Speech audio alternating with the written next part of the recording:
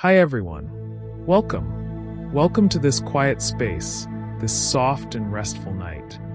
I'm glad you're here. The world outside can wait.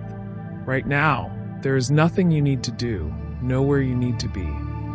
You can simply let your body settle into a comfortable position. Perhaps feeling the gentle weight of your head on the pillow, the slow rise and fall of your breathing. This is a journey into the biology of emotions, but it is a very peaceful one. We'll talk about the calm, fascinating ways our bodies and brains create gentle feelings, and we will do so very slowly, very softly. There will be no quizzes, no tension, no need to stay awake. If you drift off at any point, that is perfect. You can listen as if you're hearing a sleepy late-night lecture from a kind, quiet voice. So let's take a slow, easy breath together and begin. Let's begin by resting our attention on a small, almond-shaped part of the brain, deep inside, called the amygdala. There are actually two of them, one on each side, and they help us gently recognize things that feel safe or unsafe in our surroundings. The amygdala works very quietly, like a soft sentinel, constantly scanning the world even when we are not aware of it. When it senses something that might need our care, such as a sudden noise or a face with an unfamiliar expression, it slowly nudges the rest of the brain into a state of quiet alertness. But when everything is calm, the amygdala also settles, its activity lowering, allowing our body to rest more deeply. It is linked to the feeling called fear, but it also simply allows us to feel that we belong somewhere, that a place is peaceful. Some studies have shown that during gentle meditation, the amygdala can become a little less reactive over time, as if it learns to trust the quiet. And so, as we lie here, our own amygdalae are softly humming, watching, yet they too can start to relax because there is nothing to guard against in this moment. We can simply notice that tiny protective part within us and thank it silently, letting it know it is safe to rest now. Gently, softly, let us drift a little further forward in the brain, toward an area right behind the forehead called the prefrontal cortex. This region is like a calm, wise companion that helps us pause before we react. When the amygdala whispers that something feels a bit surprising, the prefrontal cortex listens and then gently offers a broader perspective, almost like a trusted friend saying, "Let's take a moment. It might be okay." It helps us regulate our emotions by slowly assessing what is happening and deciding how much attention a situation truly needs. The connections between the prefrontal cortex and the amygdala are like a quiet, well-worn path. When we repeatedly soothe ourselves, this path becomes stronger, making it easier to find calmness again. Neuroscientists sometimes call this the top-down regulation of emotion, where the thinking, reasoning parts of the brain send soft, slow signals to the more reactive areas. Even now, as you lie still, your prefrontal cortex is gently aware of your intention to rest, holding the space for sleep. It takes very little effort. It is simply there, like a dim light in a hallway, offering a sense of gentle oversight without demanding anything. And that is lovely to know. That part of you is naturally equipped to bring you back to peace. Now, let's take a quiet moment to think about the hippocampus, a seahorse-shaped structure tucked beside the amygdala, deep in the temporal lobe. The hippocampus is profoundly involved in laying down memories, especially memories that carry a soft emotional tone. It helps us remember not just what happened, but the gentle feeling of a warm breeze, the quiet happiness of a loved one's smile, or the comforting scent of fresh sheets. When we recall these soothing memories at night, the hippocampus gently replays them, almost like a soft projector showing dim, peaceful scenes. This process can actually calm the amygdala, because bringing to mind a safe memory signals to our ancient sentinel that the present moment is also safe. The hippocampus is also one of the few places in the adult brain that can grow new neurons, a process called neurogenesis, which is supported by peaceful activities like slow walking and quiet rest. So as you drift closer to sleep, your hippocampus may begin to softly sort through the day, keeping what was kind, letting go of what was not needed. There is no rush for this filing. It happens slowly, gently, over the night, and you can trust that process completely, just as you trust your sheets to hold you. Moving inward a little more, let's explore the insula, a hidden fold of cortex deep within the brain that helps us sense the internal state of our body. The insula gently reads signals from our heartbeat, our breath, our gut, and even our skin temperature, weaving them together into what we might call a quiet background feeling of being alive. This is known as interoception, the perception of our inner landscape. When we feel a soft warmth in our chest after a kind word, or a slow settling in our belly when we relax, the insula is painting that picture for us. It helps give rise to the emotional texture of a moment, because emotions are not only in the mind, they live in the body too. By simply noticing our insula's gentle work, we can enhance our sense of calm. For example, placing a hand over the heart and feeling the steady beat can activate the insula in ways that soothe the nervous system. Right now, you might simply allow your awareness to rest briefly on the sensation of your own heartbeat, not to change it, but just to notice it, like listening to a distant, peaceful drum. The insula will register that quiet attention without any strain, and in doing so, it can deepen the very feeling of rest. As we settle deeper, we can consider the anterior cingulate cortex, which sits near the front of the brain and wraps around the corpus callosum like a soft collar. This region is gently involved in noticing when something feels emotionally relevant, like a subtle shift in mood or a tiny pang of tenderness. It helps us monitor our inner state and can softly guide our attention toward what needs care. For instance, when we feel a slight sadness, the anterior cingulate helps us become aware of it, so we might offer ourselves a kind thought. It is also active during empathy, when we quietly sense the feelings of another person. The anterior cingulate works in harmony with the insula and the prefrontal cortex to create a gentle map of how we feel. And the beautiful thing is that this monitoring can become less vigilant when we feel safe. So the anterior cingulate's activity can softly dip during deep relaxation, allowing us to simply be. There is no need to analyze anything right now. That part of your brain can rest too, knowing that all is well in this sleepy moment. Let's now drift down to the hypothalamus, a tiny structure the size of an almond seed, sitting at the very base of the brain. Despite its small size, it orchestrates many of the body's calm rhythms, including the stress response and the return to peace. The hypothalamus links the nervous system to the endocrine system, sending gentle chemical signals to the pituitary gland, which then tells the adrenal glands to release cortisol or to reduce it. Cortisol is often called the stress hormone, but in soft, moderate levels, it simply helps us wake up in the morning and find gentle energy. In the evening, the hypothalamus quietly lowers the signal, allowing cortisol to naturally fall so that we can feel sleepiness grow. This ebb and flow is part of our circadian rhythm, a slow, dependable cycle. The hypothalamus also helps regulate body temperature, hunger, and trust, so it is woven into many layers of emotional comfort. As you rest here, your hypothalamus is already encouraging the shift towards slumber, releasing tiny pulses of chemicals that whisper to the rest of your body.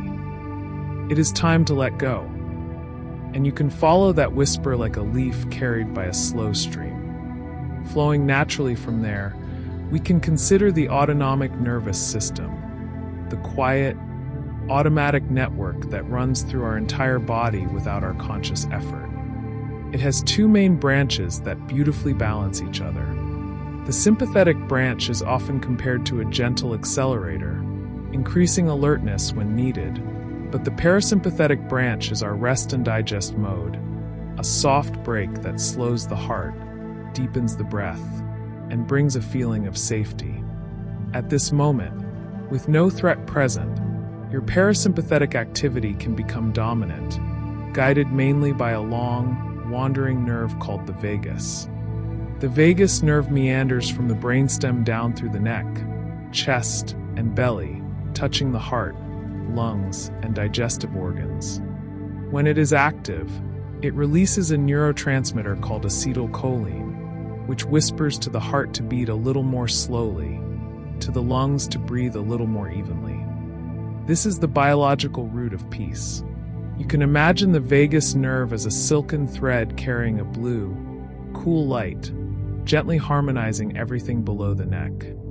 And simply by exhaling a bit longer than you inhale, you can softly stimulate this nerve, inviting deeper rest. There is no need to force it, just a lazy sigh is enough. We touched upon the vagus nerve, and it deserves another quiet, lingering thought.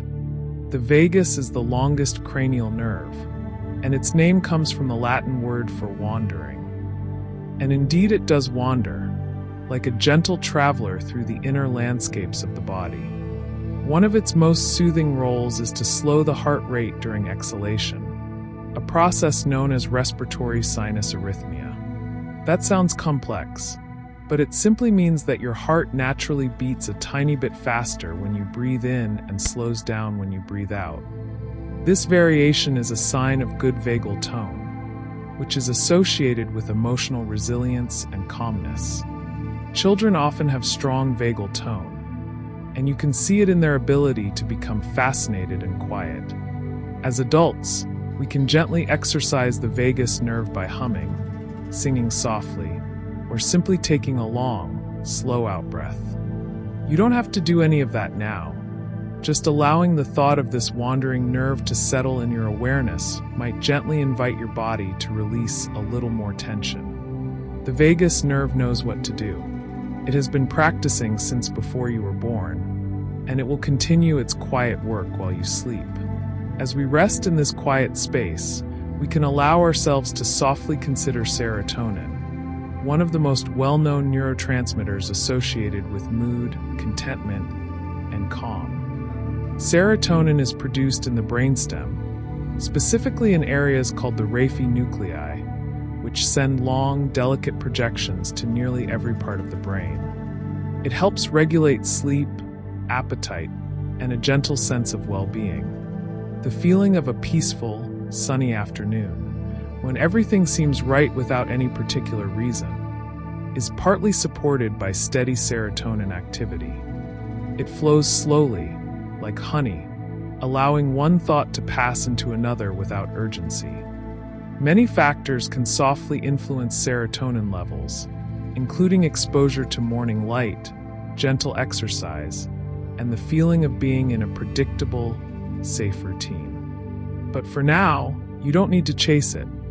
Your serotonin systems are already at work, maintaining a stable baseline. Interestingly, most of the body's serotonin is actually made in the gut, not the brain, which hints at a deep connection between digestive calm and emotional peace. We'll meander toward that later. But just knowing that this warm, golden molecule is circulating quietly in your system can be a comforting thought, like a lamp left on in the hallway. Now, let's ease our attention toward dopamine, another gentle messenger that dances through the brain. Dopamine is often associated with pleasure and reward, but in the softest sense, it is more about quiet anticipation and the slow spark of gentle motivation. It whispers to us that something interesting or pleasant might be just around the corner, and that sparking of curiosity can feel very soothing when it is low-key and steady. There is a gentle hum of dopamine when you smell freshly baked bread, or when you find a comfortable spot in bed. This is not an intense rush, but a tender, unifying feeling. Dopamine pathways originate in the ventral tegmental area and project to places like the nucleus accumbens and prefrontal cortex. During relaxation, dopamine does not need to spike. It simply provides a background tone of quiet possibility. In fact, when you fully let go of the need to achieve, the dopamine system can settle into a calm mode, sometimes called the default mode, which is linked to daydreaming and drifting. So as you lie here, your dopamine is not demanding anything. It is simply present, like a soft echo of satisfaction. Gently shifting now, we can bring our awareness to oxytocin, the gentle molecule often called the cuddle hormone, or the bonding chemical. It is produced in the hypothalamus and released into the bloodstream and brain during moments of quiet closeness. A warm hug, a kind gaze, the soft weight of a pet on the lap. Oxytocin quiets the amygdala, reducing feelings of wariness and increasing trust. It slows the heart and creates a sense of warm, safe connection. Even the act of stroking a soft blanket or imagining someone you love can bring about a slight rise in oxytocin. The fascinating thing is that oxytocin works in a positive feedback loop. The more you feel safe and connected, the more oxytocin is released, which in turn deepens that feeling of safety. Right now, as you rest alone in your bed, you can still invite that gentle chemistry by remembering a moment of affection, or by sending kind thoughts toward yourself.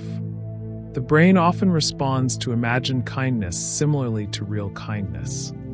So let your mind wrap itself in a soft memory, and know that your body already holds the capacity to generate this peaceful bonding signal without any effort at all. Now, let us softly wander toward endorphins, the body's own gentle soothe-rs. Endorphins are neuropeptides that bind to opioid receptors in the brain, acting as natural, mild pain relievers and promoters of a quiet sense of euphoria.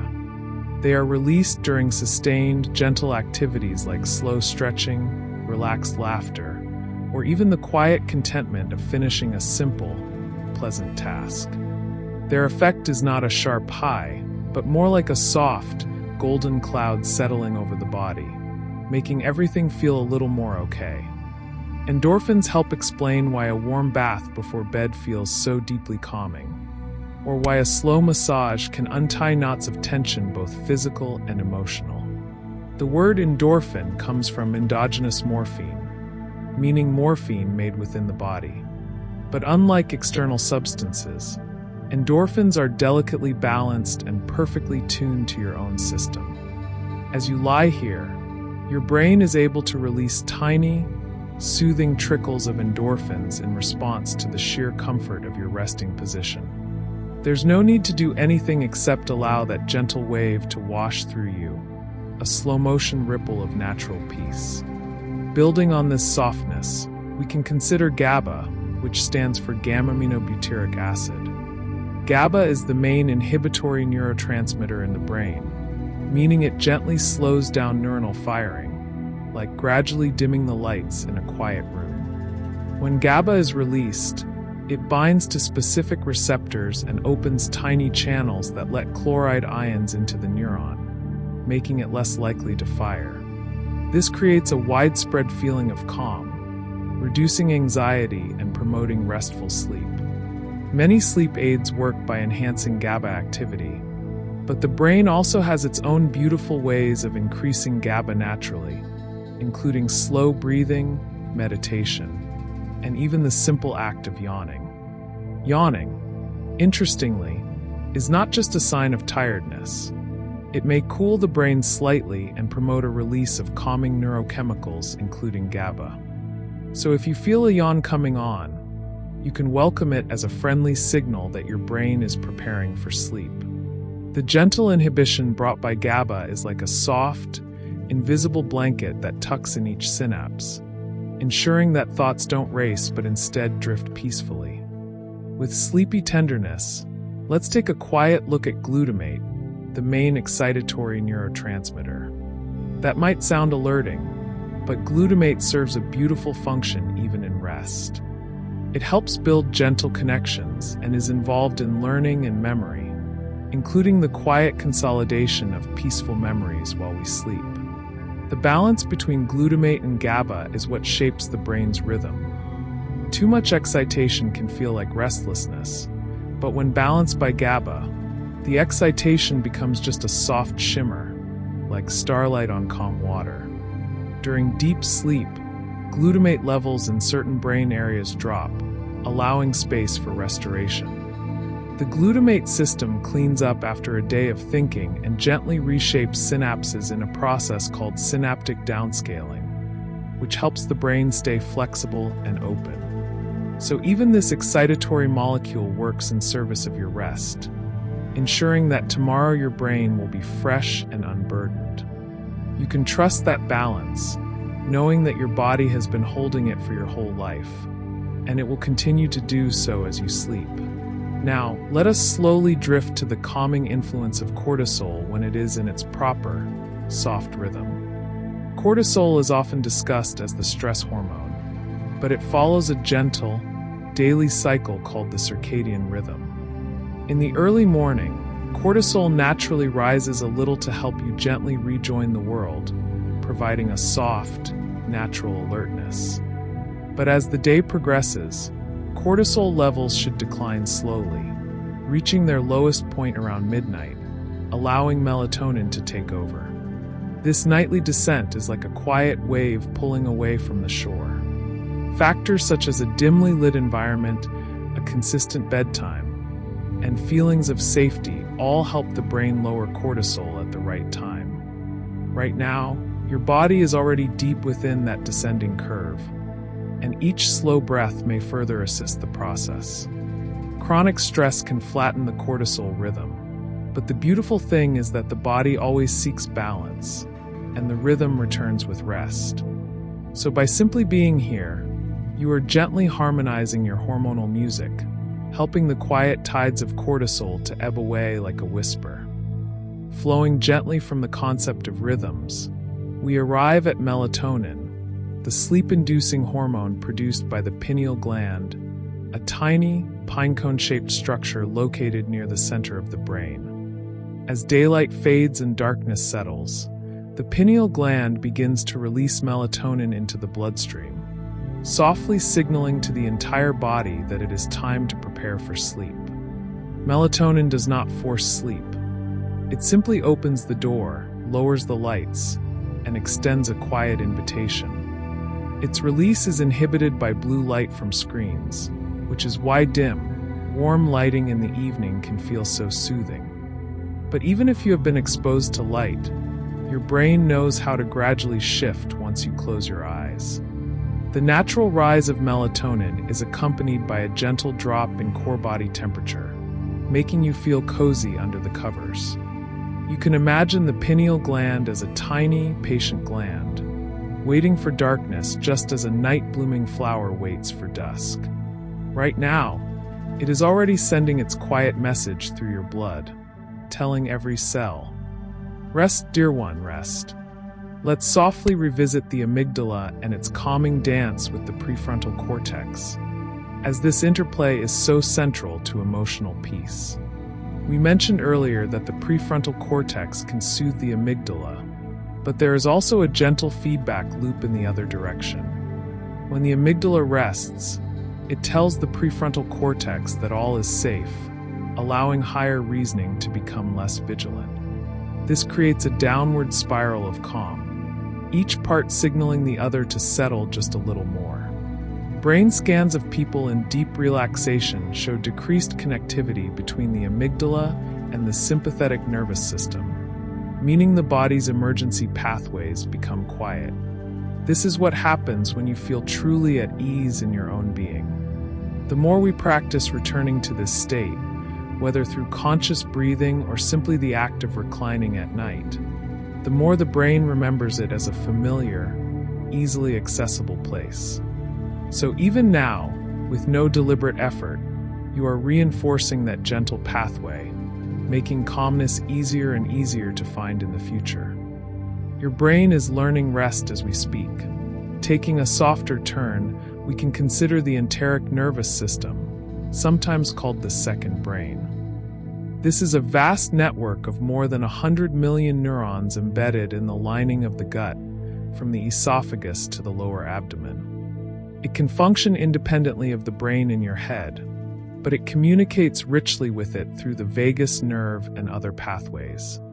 This gut-brain axis is why we often feel emotions in our belly, the butterflies of gentle excitement, the sinking weight of sadness, the warm softness of contentment after a nurturing meal. The enteric nervous system produces a vast array of neurotransmitters, including about 90% of the body's serotonin. So your gut is literally steeped in mood-related chemicals. A quiet, well-nourished gut sends signals of safety and satiety upward, contributing to a peaceful mind. As you rest, your digestive system can also enter a restful state, gently processing the day without urgency. You might softly notice any sensations in your belly and simply allow them to be, knowing that your second brain is settling down alongside you, humming a low, harmonious note. Now, in the spirit of soft exploration, we can turn to the microbiome, the trillions of tiny microorganisms that live in and on our bodies, especially in the gut. These friendly bacteria, fungi, and viruses play a surprising role in emotional well-being. They produce molecules that can cross into the bloodstream and interact with the brain, influencing levels of serotonin, GABA, and other calming chemicals. Certain strains of bacteria are associated with lower anxiety and a more resilient mood, while an imbalance can quietly disrupt that peace. But there is no urgency to manage any of this. The gut microbiome itself responds to calm states and a gentle diet rich in fiber and fermented foods. When you rest deeply, the parasympathetic nervous system promotes healthy digestion and a hospitable environment for beneficial microbes. So even in sleep, you are tending a hidden garden of tiny helpers that, in turn, help you feel serene. It's a quiet symbiosis, a slow exchange of care. You might imagine them like a field of tiny stars inside you, softly twinkling in the dark. Let a quiet thought settle on the role of the hypothalamus in bonding and gentle affection. Beyond regulating basic drives, the hypothalamus governs the release of oxytocin and vasopressin, both intimately tied to emotional connection. Vasopressin is less known but is equally important for pair bonding and social recognition. In small mammals like prairie voles, vasopressin receptors in the brain determine whether they form lifelong partnerships or not. In humans, variations in these receptors subtly influence how we experience closeness and trust. When you feel a deep sense of loyalty or quiet attachment to another soul, these tiny peptides are swimming through your brain, weaving bonds of soft strength. Even thinking of someone you care about can prompt a minute release of vasopressin, reinforcing that invisible thread. So as you lie here, you can gently bring to mind a face you love, not in a grasping way, but just letting the image float. Your brain will do the rest, sending a soft wash of bonding signals through your system. Winding deeper into rest, we come to heart rate variability, or HRV, which is a beautiful marker of emotional regulation. HRV is the subtle variation in the time interval between heartbeats. Contrary to what one might think, a healthy heart does not beat like a metronome. It speeds up slightly when you inhale and slows down when you exhale. A higher HRV indicates a flexible, resilient nervous system that can gently adapt to changing emotional landscapes. It is associated with the calming influence of the vagus nerve and is often elevated during slow, relaxed breathing and sleep. The wonderful thing is that you don't need to measure it. You can simply trust that your body, when at ease, naturally cultivates this gentle variability. Every time you take a deep, slow breath, you are enhancing your HRV just a little, like tuning a quiet instrument. The heart is not a mechanical pump, but a sensitive, rhythmic organ that responds to your inner state. As you drift, your heart is softly varying its pace, dancing to the breath, and in that dance, inviting the entire body into harmony. Slowly, we can now ease into the concept of neuroplasticity in relation to emotion. The brain is not a fixed machine, but a soft, living landscape that sculpts itself through repeated experience. When we frequently revisit calm states, the neural pathways that support calm become more robust, like a forest path that becomes clearer the more it is walked. This means that relaxing right now is not just a temporary escape. It is gently reshaping your brain toward greater ease. The amygdala's alarm threshold can be raised. The prefrontal cortex's regulatory connections can be strengthened, and the hippocampus can generate new neurons in response to serene environments. All of this happens without effort, just through the quiet repetition of being. There's a lovely phrase, neurons that fire together, wire together. So when you rest, the neurons associated with peace are firing in soft synchrony, wiring them more deeply into your being. You are doing powerful, gentle work simply by lying here. Let's take a very soft moment to revisit the gut-brain axis and mention a fascinating little molecule called tryptophan. Tryptophan is an amino acid found in many foods, and it is the precursor to serotonin. After passing from the gut into the bloodstream, tryptophan crosses the blood-brain barrier and is converted into 5-HTP, then into serotonin. This process occurs slowly and gently, regulated by enzymes. That is why a meal containing tryptophan can sometimes produce a feeling of mild drowsiness or contentment. It is not sedation, just a gentle nudge toward relaxation. But even without food, the body stores tryptophan and converts it at a steady pace. In the evening, the brain may convert some serotonin into melatonin, linking the molecules of daytime serenity to nighttime sleep. So there is a beautiful chain: calm food, calm gut, calm mind, calm sleep. You are somewhere along that chain right now, letting the natural chemistry support you. No need to supplement or adjust. Your body is wise and knows exactly how to balance the equation. Now, with unhurried ease, we can consider the role of mirror neurons. Mirror neurons are a special class of brain cells that fire both when we perform an action and when we observe someone else performing that same action.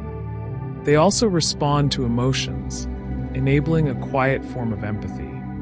When you see a person smile softly, your mirror neurons fire in patterns similar to when you smile, which can evoke a subtle feeling of warmth in you. This is why gentle, kind faces are so soothing to watch, and why a calm voice like this one might be helping your own brain settle. The mirror neuron system connects the insula and the anterior cingulate cortex, bridging observation and inner feeling. It means that we are softly wired for connection, even from a distance. You don't need to be looking at anyone right now, but the memory of a gentle face, or simply the sound of a quiet, slow voice, can activate those neurons and bring a sense of shared peace. You are not alone in this moment. Your brain quietly resonates with the calm intention woven into these words. Gently expanding from that, we can touch upon emotional contagion, the subtle phenomenon where we automatically mimic and synchronize facial expressions, postures, and even heart rates with those around us. This is partly mediated by mirror neurons and the limbic system. It is why a room full of relaxed, sleepy people can feel so heavy with calm, and why a single deep breath taken aloud can trigger a wave of soft sighs. The brain's insula picks up on these internal cues and gently shifts our own state to match. This makes shared relaxation a very real biological gift. Right now, as you listen, you may find your breathing slowing to mirror the slow cadence of these words. That is emotional contagion in its most tender form, passing from voice to ear to brain to body. You can allow it to wash over you, knowing that it's not a loss of control but a natural, ancient mechanism of harmony. You are synchronizing with peace, and that is a beautiful thing. Now, with a quiet step, let's explore the limbic system as a whole. The term limbic system describes a group of interconnected brain structures including the amygdala, hippocampus, thalamus, hypothalamus, and cingulate gyrus, among others. It is often called the emotional brain, but it is not a separate entity. It is deeply integrated with the rest of the cortex. The limbic system works below the level of conscious thought to color our experiences with feeling, to attach significance to memories, and to regulate our internal milieu. When we are relaxed, the limbic system is in a low arousal state, like a hearth with softly glowing embers. The thalamus, which acts as a relay station for sensory information, can gently filter out irrelevant stimuli so the cortex can rest. The hypothalamus maintains steady temperature and hunger rhythms. Everything is interconnected, each part singing its own quiet note in a lullaby of homeostasis. You can imagine your limbic system as an old, wise cat, curled up and purring gently, eyes half closed, completely at ease. As the cat purrs, we might drift to the endocannabinoid system, a little-known but deeply soothing network in the body. This system produces its own cannabis-like molecules called endocannabinoids, such as anandamide and 2-AG. The word anandamide comes from the Sanskrit ananda, meaning bliss. These molecules bind to cannabinoid receptors throughout the brain and body, helping to regulate mood, appetite, pain, and sleep. They are released during gentle exercise, massage, and moments of quiet contentment, giving rise to a subtle sense of well-being. Unlike a dramatic high, the endocannabinoid system's action is slow, soft, and intimately tied to the feeling of being okay in one's skin. It dampens excessive stress signals and promotes neural quietude. Right now, with your body at rest and your mind unwinding, your endocannabinoid system is likely humming along softly, a background tone of gentle bliss that makes the pillow feel just right and the darkness feel friendly.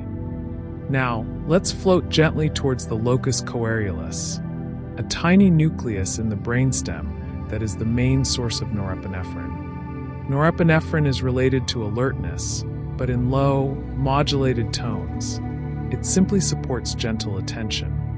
As sleep approaches, the locus coeruleus quiets down dramatically, reducing the flow of norepinephrine and allowing the brain to shift into drowsiness. This quieting is essential for allowing sleep spindles and slow waves to emerge. In fact, if the locus coeruleus remained active, the brain would stay on guard. So the act of drifting off involves a beautiful, deliberate silencing of this tiny alert center. You can think of it as a night watchman being relieved of duty, closing his eyes and settling into a soft armchair. That is happening in your brainstem right now. The very thought of sleep can accelerate this process, because the prefrontal cortex can send inhibitory feedback to the locus coeruleus. So by resting here, you are gently dismissing the watchman with a kind nod. Gently, we can move to the ventral tegmental area and its role in quiet reward. The ventral tegmental area, or VTA, is a cluster of dopamine-producing neurons situated near the midline of the midbrain. It sends dopamine to the nucleus accumbens, creating a soft sense of reward and pleasure. But the VTA is not only about exciting rewards.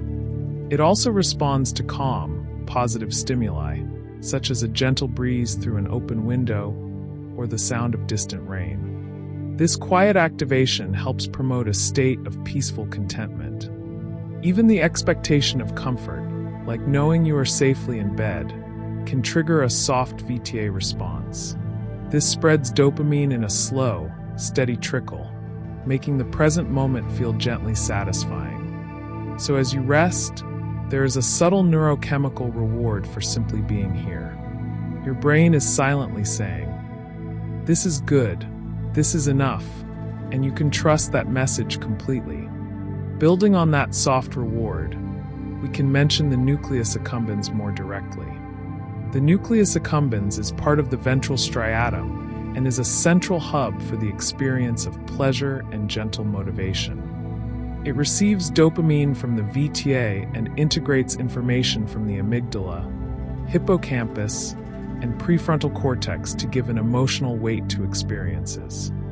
In the context of relaxation, the nucleus accumbens can be activated by comforting tactile sensations like the smoothness of clean sheets or the slight pressure of a blanket.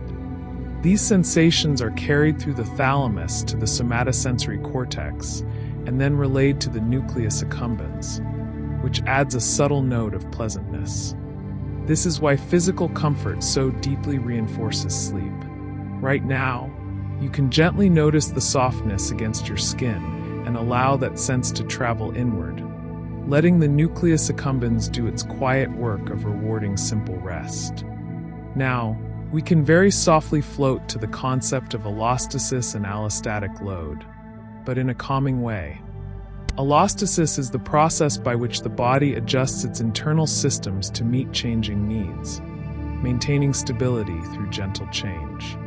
The brain, especially the limbic system, constantly predicts what the body will need and adjusts hormones, heart rate, and energy accordingly.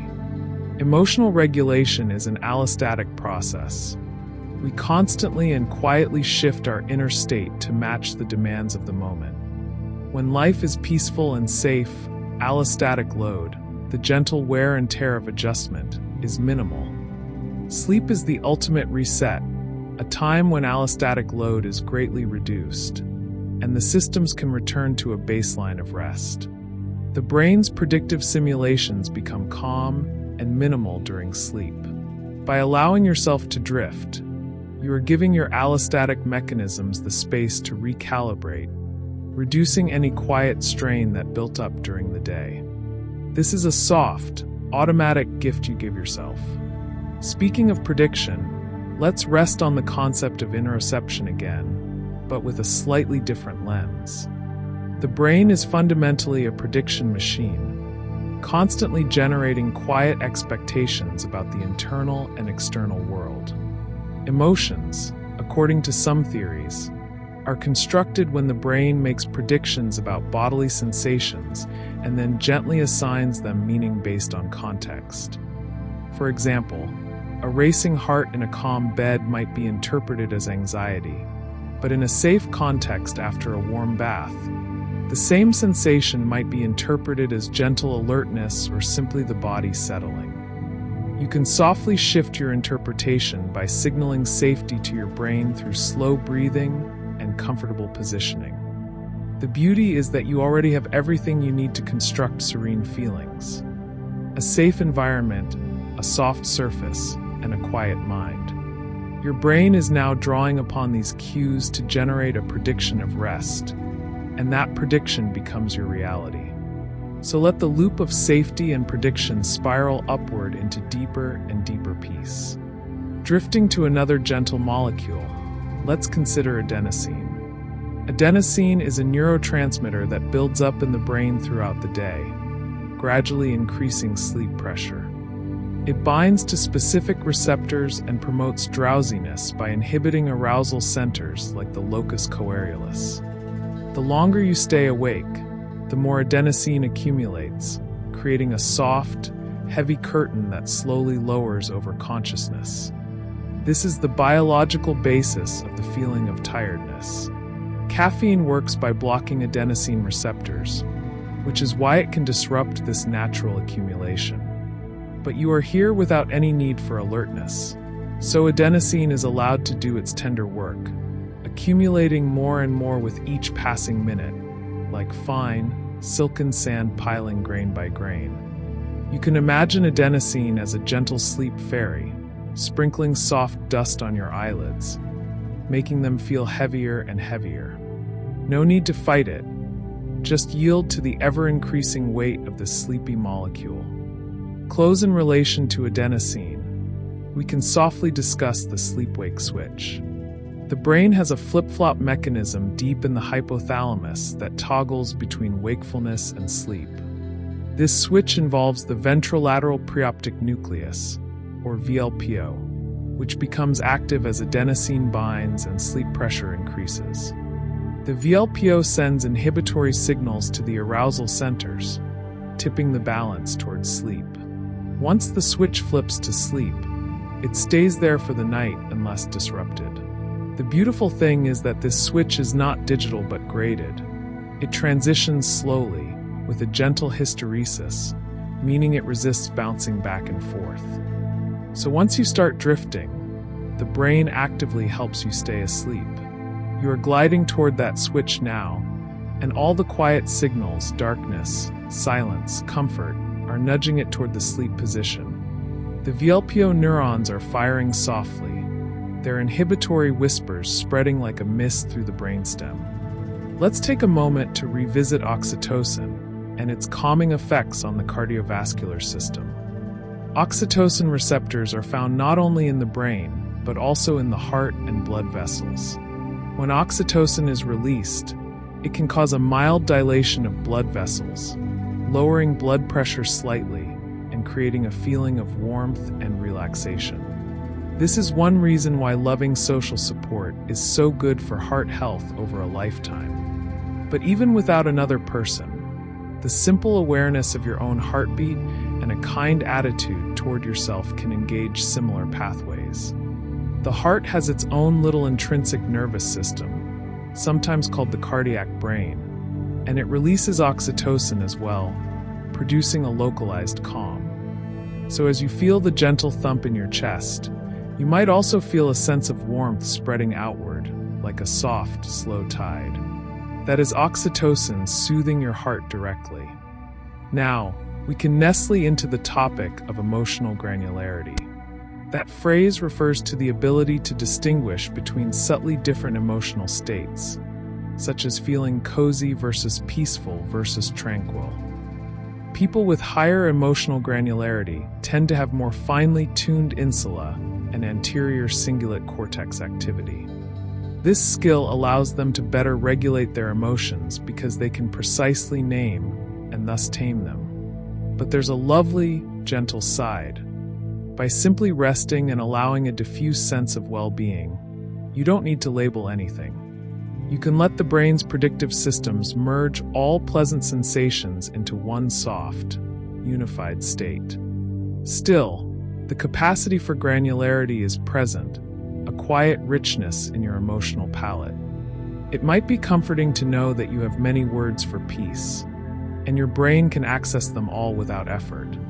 So as you drift, you can experience a soft rainbow of calm, each shade flowing into the next. Drifting from words to sounds, let's consider the calming effect of very slow, rhythmic sounds on the brain. Low-frequency sounds and slow tempos can entrain brainwaves through a process called auditory steady-state entrainment, gently encouraging the brain's electrical activity to shift toward alpha and theta frequencies. Alpha waves, around 8 to 12 Hz, are associated with a relaxed, eyes-closed state. Theta waves, 4 to 8 Hz, are linked to drowsiness and light sleep. The voice you are hearing right now, with its slow cadence and soft tone, may be acting as a gentle carrier signal, inviting your brain to synchronize. This is a passive process. You don't need to concentrate. Just as one tuning fork will begin to vibrate when another is struck nearby, your neurons can softly begin to hum in harmony with the rhythm of these words. You can let that happen naturally, the way a hammock moves with a breeze. Let's now quietly visit the concept of neuroception, a term coined by the researcher Stephen Porges. Neuroception describes the way our nervous system unconsciously scans the environment for cues of safety or danger, without involving the thinking brain. This process relies heavily on the sound of voices, facial features, and the broader sensory landscape. Neuroception is what allows a baby to calm down when hearing a soft lullaby, or what makes a dark, quiet room feel instantly safe. The voice you hear now, deliberately kept slow and warm, is designed to trigger neural circuits of safety. Middle ear muscles adjust to pick up the tonal qualities of a soothing human voice, and the vagus nerve is activated in response. This is the social engagement system in action. So even though you cannot see anyone, your nervous system may be registering this auditory presence as a signal of safety, helping you release vigilance and descend deeper into rest. That is a profound, gentle gift of human connection, even across time and space. Gently expanding on the social engagement system, we can describe the evolution of the polyvagal theory in a simple, soft way. The theory suggests that the vagus nerve has two branches: the primitive dorsal vagus that can induce a freeze response, and the newer ventral vagus that promotes calm, social connection, and safety. When we feel safe, the ventral vagus is active, slowing the heart, relaxing the face, and opening the ears to the soothing frequencies of a calm human voice. This is our biological pathway to quiet togetherness. You might notice that your jaw is no longer tight, your brow is smooth, your cheeks are soft. That's the ventral vagus at work, bringing you into a state of restful connection. You are not frozen, not in high alert, but in a gentle, social rest. The same kind that a cat feels when it snoozes near a trusted companion. You can let that feeling spread, knowing that it is deeply rooted in your anatomy. Now, let us drift to the caress of touch and its neuroscience. Gentle, slow touch is detected by a special set of nerves called C-tactile afferents, which are unmyelinated and send signals more slowly than the fast touch fibers. These fibers respond optimally to a stroking speed of about 3 to 5 centimeters per second, exactly the pace of an affectionate caress. When stimulated, they send signals to the posterior insula, creating a diffuse, pleasant sensation that is deeply calming. This system is thought to underpin the emotional comfort we receive from a hug, a warm blanket, or even the light pressure of a lover's hand. You don't need actual touch right now, but the memory of a gentle touch, or the sensation of the sheets resting on your skin, may lightly activate these pathways. The brain can also simulate this comfort through imagery. So if you imagine a kind hand lightly resting on your shoulder, the insula and orbitofrontal cortex may produce a similar quiet glow, like a distant star's warmth reaching you across the void. Let's linger on the orbitofrontal cortex for a moment. This area, located just above the eyes, integrates sensory information with reward value, helping us evaluate how pleasant or comforting something is. It receives input from taste, smell, touch, and also from the limbic system. During deep relaxation, the orbitofrontal cortex can register the overall pleasantness of the current moment, essentially scoring it high on the comfort scale. When you feel that everything is just right, the temperature, the softness, the quiet, the orbitofrontal cortex is gently signaling satisfaction. It is also involved in the calming effect of beautiful music or the sight of a serene landscape. So as you lie here, if a mental image of a peaceful forest or a quiet shoreline drifts across your mind, the orbitofrontal cortex is likely giving it a soft, positive value, deepening your contentment. You can let such images come and go like clouds, and your brain will happily assign them gentle rewards. Now, let's softly explore the thalamus once more, this wonderful gatekeeper. The thalamus sits in the center of the brain and relays sensory information to the cortex. But during drowsiness and sleep, it changes its mode of operation. Instead of faithfully transmitting every sound and sensation, the thalamus begins to block or greatly reduce the passage of external signals, entering a slow, oscillatory rhythm that shields the cortex from the outside world. This is why a quiet noise might not even register when you're deeply asleep. The thalamus is like a kind librarian who draws the curtains and dims the lights at closing time, ensuring the reading room can rest undisturbed. As you drift, the thalamic reticular nucleus, a thin sheet of inhibitory neurons, actively inhibits the relay neurons, wrapping the brain in a protective cocoon. So any distant sounds that do reach your ears are gently turned away at the door. You are being guarded in the most caring way. Drifting to the anterior nuclei of the thalamus and their role in emotion. These nuclei connect heavily with the cingulate gyrus and hippocampus, supporting emotional memory and spatial navigation. When we feel emotionally secure in a familiar place, like our own bed, the anterior thalamic nuclei are quietly active, linking the sense of place to feelings of safety. This is part of why home is where we sleep best. The brain marks the spatial layout of your room, the direction of the window, the position of the door, and these landmarks are soaked in emotional tone. Even in the dark, your brain knows where you are, and that knowledge settles the limbic system. You can let that knowledge sink in. You are in a known, safe space.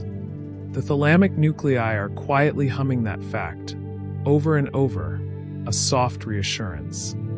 It might be lovely now to revisit the hippocampus and its role in what is called pattern separation. During sleep, the hippocampus gently replays the day's events, but it also carefully separates similar experiences to prevent emotional blurring. This allows you to remember both the peaceful picnic and the quiet dinner as distinct, pleasant memories without them running together. This process of pattern separation happens during slow-wave sleep and requires a calm neurochemical environment, which you are currently fostering. The dentate gyrus, a part of the hippocampus, is particularly involved in this, and it's one of the rare sites of adult neurogenesis. New neurons born there help keep memories distinct and emotions fresh. So as you drift off, your hippocampus is not only preserving good memories, it's also subtly pruning and separating, making space for new peaceful moments tomorrow. Now let's take a softer, slower breath together, and think about the simple act of sighing. A sigh is a deep breath followed by a long, slow exhale. Neurobiologically, a sigh acts as a reset for the respiratory system and emotional state. When the lungs begin to stiffen slightly, a sigh re-expands the tiny air sacs, but it also signals the brain to downshift stress. The Prebotzinger complex in the brainstem generates sigh rhythms, and these are influenced by our emotional state. After a sigh, there's often a palpable release, a quiet letting go. Sighing stimulates the vagus nerve and can lower cortisol. You might feel a spontaneous urge to sigh right now, and if you do, please allow it. Let it be soft, almost imperceptible. With each gentle out-breath, you release a little more tension. Sighs are the body's punctuation of calm, small commas of relief inserted into the quiet story of your night. Gently, we can now float to the concept of the default mode network, or DMN. This is a set of brain regions, including the medial prefrontal cortex, posterior cingulate cortex, and angular gyrus, which are active when we are daydreaming, self-reflecting, or just letting the mind wander freely. In relaxed states, the DMN hums along quietly, knitting together memories, imagining gentle future scenarios, and maintaining a sense of self. When we worry or ruminate, the DMN can become overactive or stuck, but during peaceful rest, its activity becomes more fluid and less anxious. Meditation and deep relaxation can reduce the tight connectivity within the DMN, allowing more flexible, open thinking. As you drift towards sleep, the DMN gradually shifts into a less bounded mode, connecting more with other networks, blurring the edges of self, and merging into the dreamy state where everything is connected and soft. That's a lovely, safe place to be. We can now gently contrast the default mode with the salience network. The salience network, anchored in the anterior cingulate and anterior insula, monitors for important changes in the internal and external world. When a sound is loud or a thought is urgent, the salience network flags it, and we feel a little spike of alertness. But as you rest, the salience network quiets, its threshold raised by the calm environment. The brain learns that there is nothing salient here, nothing that needs tagging. This is partly regulated by the locus coeruleus norepinephrine system we already discussed. So you can simply notice that right now there are no strict demands, no salient alarms, and this absence is precisely what allows the brain to drift. The salience network is taking a break, like a night shift worker dozing in a chair, and that is completely okay. Let's now take a quiet moment to think about the role of smell in emotion and sleep. The olfactory bulb is only a couple of synapses away from the amygdala and hippocampus, giving scent a direct, fast path to our emotional centers. This is why the smell of fresh laundry, lavender, or vanilla can bring such instant, deep calm. Even faint smells in the environment can influence sleep quality and emotional dreams. Throughout the night, the olfactory system remains somewhat active, and pleasant background scents can promote more positive dream content. But even without any added scent, the faint, familiar smell of your own bedding and room may be continuously signaling safety to the limbic system. You can breathe in gently, notice any subtle fragrance, and allow it to wrap around you like a soft, invisible blanket.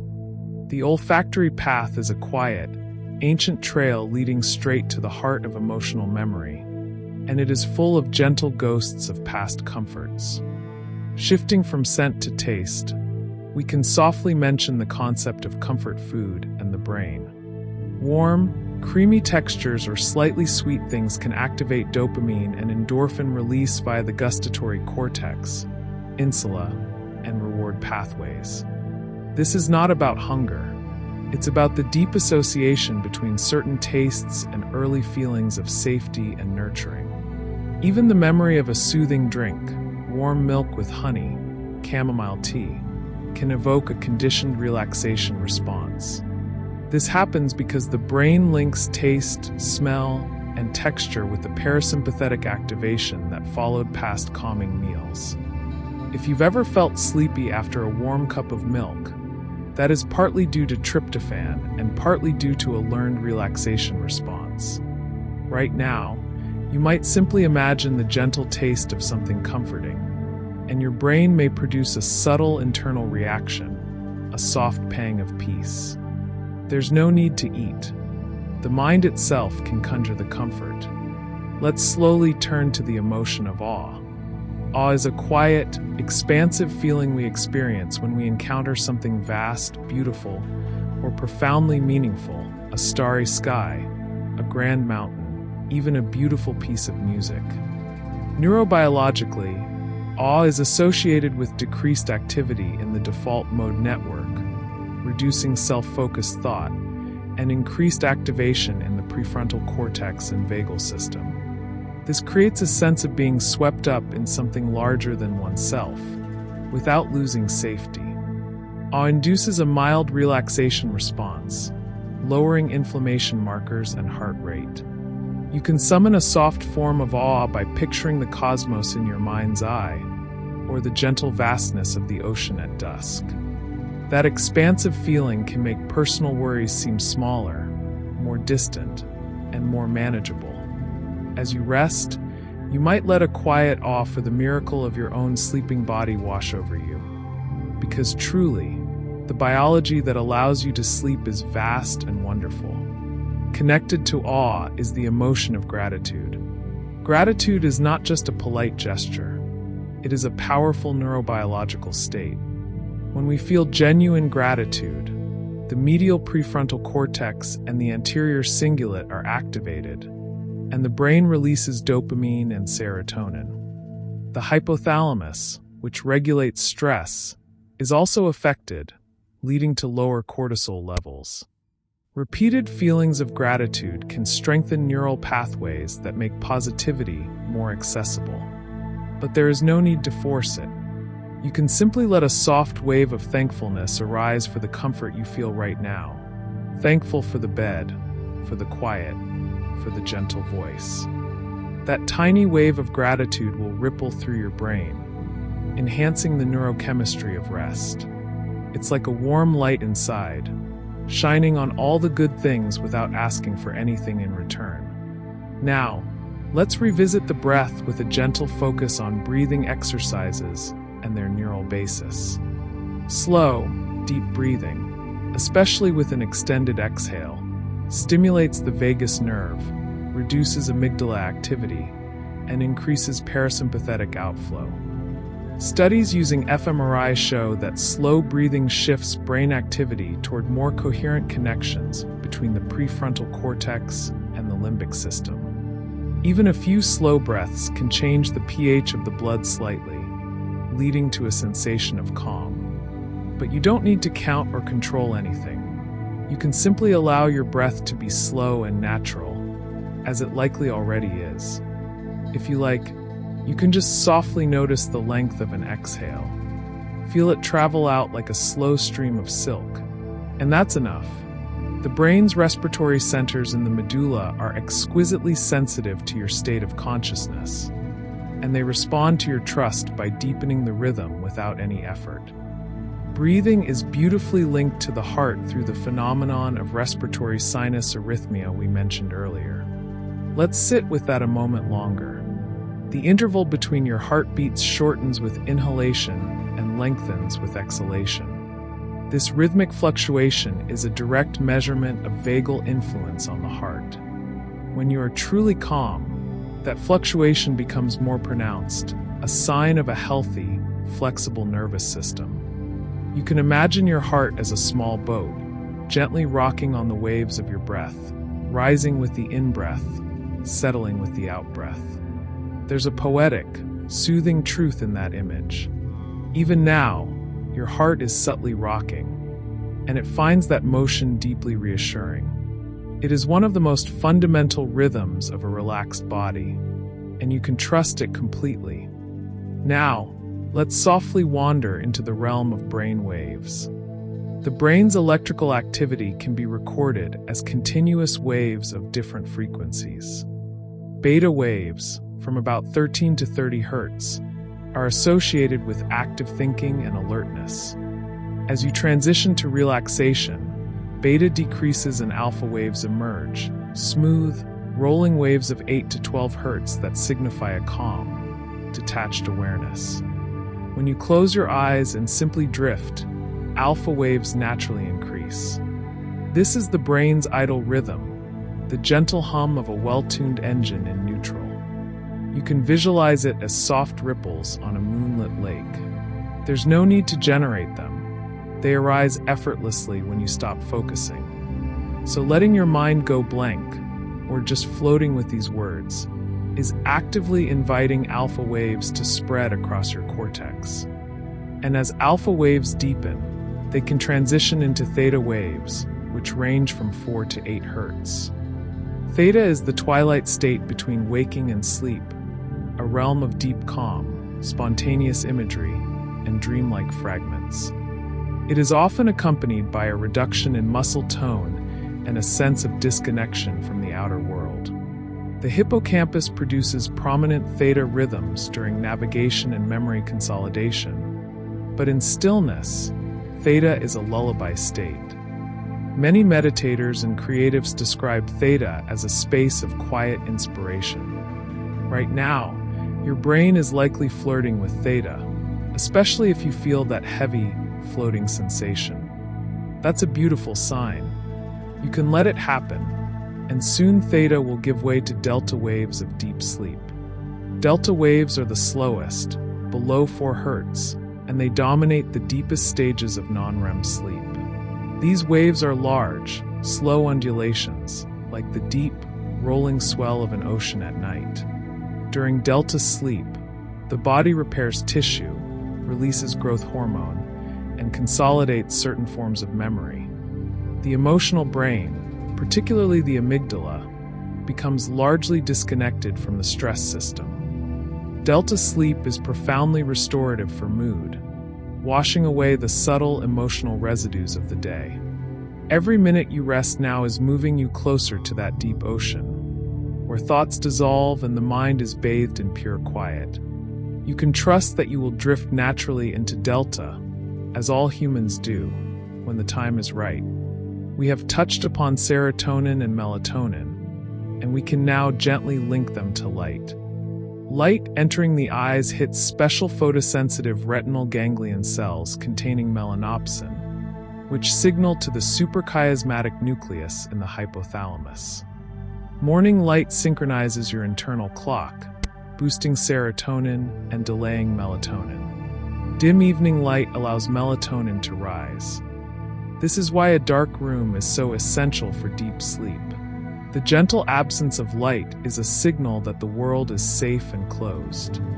Your closed eyelids already filter light, but the brain still detects faint changes through the thin skin. So the darkness you perceive is itself a lullaby, a sensory signal telling your pineal gland to release more melatonin. You can sink into that soft dark, feeling it like a comforting liquid that suspends all cares. Let's take a quiet, sleepy detour into the world of the circadian rhythms. Every cell in your body contains a tiny clock, a set of genes that turn on and off in a roughly 24-hour cycle. The master clock in the suprachiasmatic nucleus coordinates them all through body temperature, hormone release, and nervous signals. This beautifully orchestrated cycle ensures that your emotional reactivity is lower at night, that your digestion slows, and that your temperature drops. The feeling of getting sleepy at the same time each evening is a result of this deep biological rhythm. When you align with it, emotions feel more manageable, and rest comes more easily. Even if your rhythm has shifted, the body is always capable of gently resetting itself, like a flower turning toward the sun. Right now, you are allowing that reset to happen naturally, and the clocks in your cells are ticking softly toward dawn's renewal. Now, in a very soft connection, we can consider the role of the pons in sleep. The pons is a structure in the brainstem that helps regulate REM sleep and the temporary paralysis that prevents us from acting out dreams. It sends inhibitory signals to the spinal cord, relaxing our muscles so we don't physically move during vivid dreaming. That paralysis is a gift. It ensures that when we dream of running, we remain safely tucked in bed. This is also why the body feels so heavy as sleep deepens. The pons is quietly disconnecting the motor system. That heaviness is a signal of profound safety. You can let your limbs feel heavier and heavier, imagining the pons softly turning down the volume on movement, lulling you into perfect stillness. Your body is being gently cradled by your own brainstem, and that's a lovely thought. Let's now speak a little more about the emotion of love from a neurobiological perspective. When people in romantic love view a photograph of their beloved, brain scans show activation in the ventral tegmental area and the caudate nucleus, areas rich in dopamine and associated with reward. But there is also decreased activation in the amygdala and the posterior cingulate, leading to reduced fear and a quieting of the inner critic. This is why love can make the world seem softer and safer. The same systems, to a lesser extent, are involved when we feel deep friendship or affection for a pet. Love is, at its core, a neurochemical state of calm reward, binding us to others. You can rest in the knowledge that you are capable of this state, and even if you are not currently in a romantic relationship, the memory of love or the simple love of a quiet night can activate similar pathways in a gentle, subdued way. Building on that, we might consider the biology of compassion. Studies have shown that training in compassion meditation increases activation in the anterior cingulate, insula, and prefrontal cortex, and boosts activity in the vagus nerve. Compassion is not about taking on another's pain, but about creating a warm, safe response to suffering, both our own and others. When you send yourself a kind thought, the same neural circuits can light up as when you comfort a dear friend. Self-compassion releases oxytocin and reduces cortisol, directly soothing the emotional brain.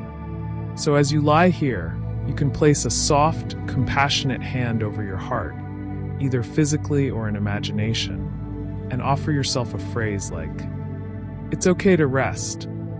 Your brain will receive that message and settle in response.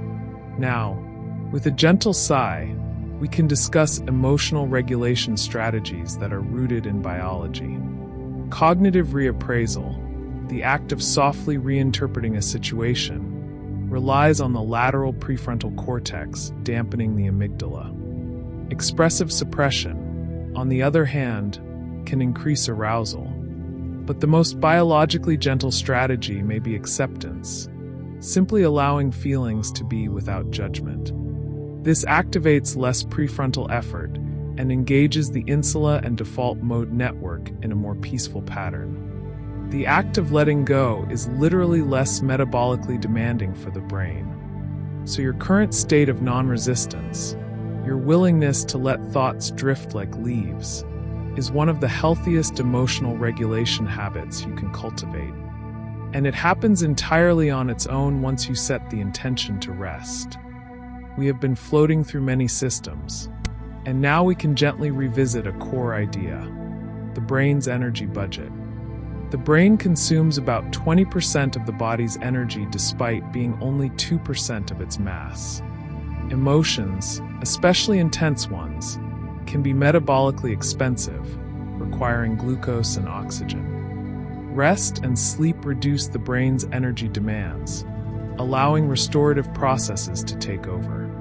Slow-wave sleep is associated with reduced cerebral metabolic rate, giving neurons a chance to replenish glycogen stores.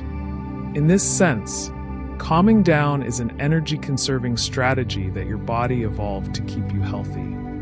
By resting, you are literally refueling your brain's quiet resources for another day of gentle feelings. So let that knowledge settle. Your body is wise, and it knows that sleep is a time to recharge the emotional batteries. Now, let's allow ourselves to think about the neurochemistry of crying in a very soft way. Emotional tears contain stress hormones like adrenocorticotropic hormone and enkephalins, natural painkillers. Crying can be a release, a gentle unburdening, and afterward, the parasympathetic system often kicks in, lowering heart rate and bringing a period of calm. This is why a good, quiet cry can sometimes feel like a gentle rain that clears the sky. But you don't need to cry now. You can simply appreciate the body's ability to cleanse emotions in its own tender way. If you have held any quiet sadness today, trust that your brain knows how to process it during sleep, especially during REM, and you will wake feeling a little lighter. There's no rush.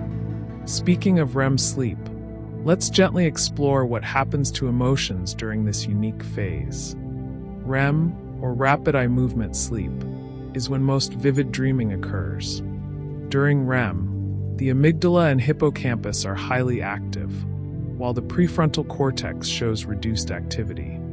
This combination allows the brain to reactivate emotional memories in a safe environment, without the full critical filter, gently processing and integrating them. It's as if the brain is softly reweaving the emotional threads of the day into a more coherent, less charged tapestry. The neurotransmitter norepinephrine drops to very low levels during REM, which is crucial because it means the emotional memories can be re-encoded without the bodily stress response. So even intense feelings can be tamed during REM. You are entering a state where your brain will do this tender housekeeping for you, all on its own. Now, let's talk about the role of the cerebellum in emotion. While the cerebellum is traditionally associated with movement coordination, it also plays a quiet part in emotional processing and regulation. It connects to the limbic system and the prefrontal cortex, helping to integrate emotional information with bodily states. Some researchers believe the cerebellum helps with emotional timing and smoothness, similar to how it smooths physical movements. When you feel emotionally balanced, your cerebellum may be quietly at work, fine-tuning the rhythm of your feelings. It's a hidden partner in the orchestra of peace. Knowing that even this motor structure helps with feelings can be a comforting reminder of how integrated your body truly is.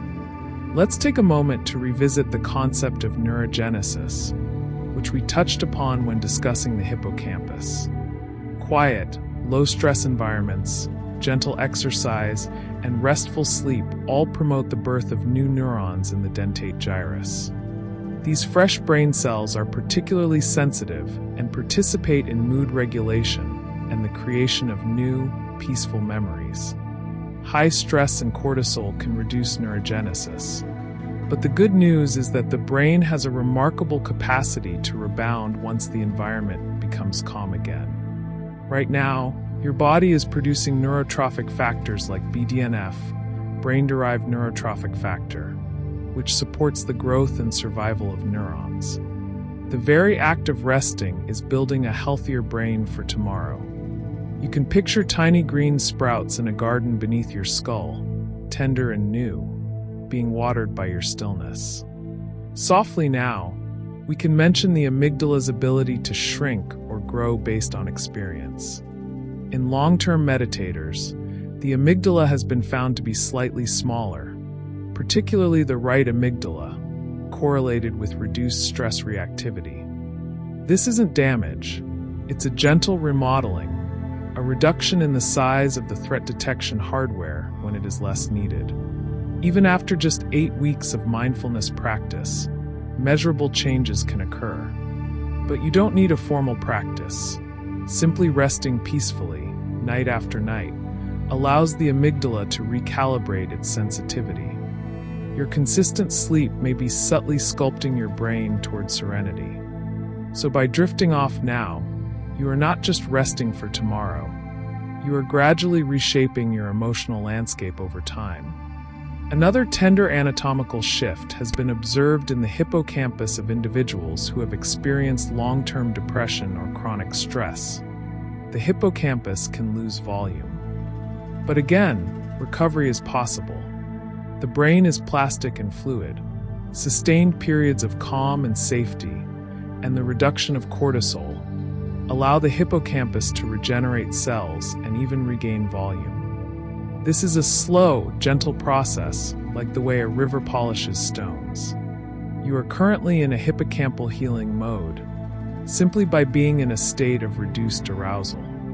So let go of any pressure to fix yourself.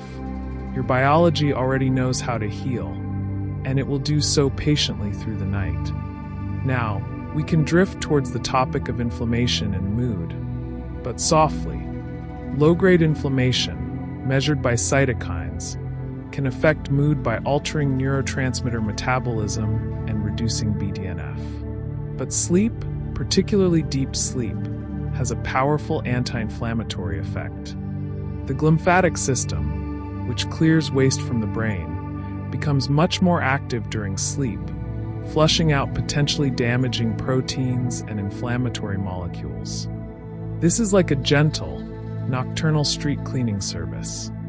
As you rest, your cerebrospinal fluid is slowly circulating through the brain, washing away the day's metabolic debris.